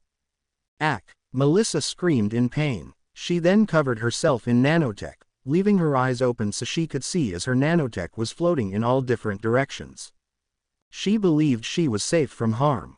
However, she was wrong. She saw some kind of black hole and was pulled into it, then found herself outside of her shield. Mizu and her shadow clone started beating her senseless. This is why quirkless people were born to be failures. You can't rely on tech all the time, you worthless wannabe. Everyone was watching in horror as Melissa was pounded on, without being given a chance to defend herself. Mizu then grabbed her by the leg and threw her near the edge of the stage, then walked up to her, prepared to attack her once more. She had a menacing aura surrounding her. Midnight ran up to try and intervene. Stay back, Midnight shouted. Shut up, Mizu shouted back as she smacked her to the side. She was about to attack again. However, she was stopped. "Hey!" shouted Izuku. "Oh, look at that." The monster intervened. Mizu said, "Guess I'll have to kill you first." She then threw a punch that was instantly caught. A shadow clone was about to attack Izuku, but he saw that punch as well. "Kill me then, if you can," Izuku said with his eyes turning slit. Izuku then socked Mizu across the face with a flaming punch which had her flying all the way to the other side of the arena. Izuku then shot a flaming bullet towards her that hit her straight in the eye, taking her eye out. She got back up and she was pissed. "Oh, that is it. Oh, what's the bitch gonna do, huh? Summon up her familiars. Drown me in water. One of those, I believe." Izuku said, "You call me a monster and a devil. But wanna know why the devil took the form of a dragon to fight God? Because the devil himself fears dragons." Izuku then had a pillar of fire shoot up from behind him, taking the form of a giant western dragon. Mizu constantly threw water balls and tried to slice Izuku with her water katana as he evaded the attacks. "She's trying to kill me," he thought. "I'll show the world what a villain you are." Mizu said, "You don't deserve Ochako, nor do you deserve this good life. You're not deserving of any good things, you monster. You don't decide who Ochako gets to be with. Nor do you decide who Sora chooses." Momo stood in front of Sora defensively. "If it weren't for you, I would have finally got to be with him. That prissy Yaoyorozu doesn't deserve him." People were appalled by what she said. "All bark and no bite. You're nothing more than a monster trying to prove people wrong." "Shut up," Izuku said, getting angry. "I'm gonna tear you apart, here and now, then break that spell you put on Ochako and make her my friend again, convincing her that you're a villain." "I said shut up," Izuku snapped, "and then I'm gonna send that white-haired brat back to the people you stole." She was interrupted by a fiery punch straight to the face, sending her flying to the end of the stage. It was Izuku who used 100%, not even caring that his arm was in pain, as he was infuriated that Mizu would even go this far. "Don't you ever mention giving my daughter to that monster again." Izuku was then floating above her as his was shadowed by his flaming wings and tail. "Call me a villain all you want. But you're the one acting like a villain here," Izuku told him. "You'll be nothing but a dog to the villains. That's all you are," Mizu told him. "Silence," Izuku shouted. "If I'm a dog, then you're dog food." Two flaming bullets shot out of Izuku's flames as it hit Mizu in both of her legs, blowing them off as her screams echoed across the stadium. And Kachan was right. Being a monster is so much fun. Izuku shouted. "Holy crap, Izuku is pissed," Katsuki said. "Daddy, please calm down," Eri shouted. Luckily Izuku was able to hear her voice and started to calm himself down. "As much as I want to, I can't allow myself to stoop that low," Izuku said. He then took the microphone from Midnight. "And let me tell you something about this slut over here," Izuku said. "She claims she's gonna be a hero, but her attitude suggests otherwise. And get this, I saved her life at the entrance exam, and what does she do in return? She tells me to take a swan dive off a building and pray for someone to fall in love with a worthless nothing like me." "That's beeped up," Natsu said. "Agreed," Lucy said. "But I am who I am now, thanks to the support of my mother, my aunt, my friends, my daughter, and my two girlfriends, one of which fought hard to get to where she is now," Izuku said. Mizu was enraged that he exposed her like this. However, she didn't have time to react as people started jeering, booing and throwing things at her. Izuku picked up Melissa and carried her to the infirmary. Izuku, "Hey Melissa, you fought hard," Izuku told her. "To be continue. I hope you enjoyed this story. Also remember to subscribe and like this video. See you in the next video."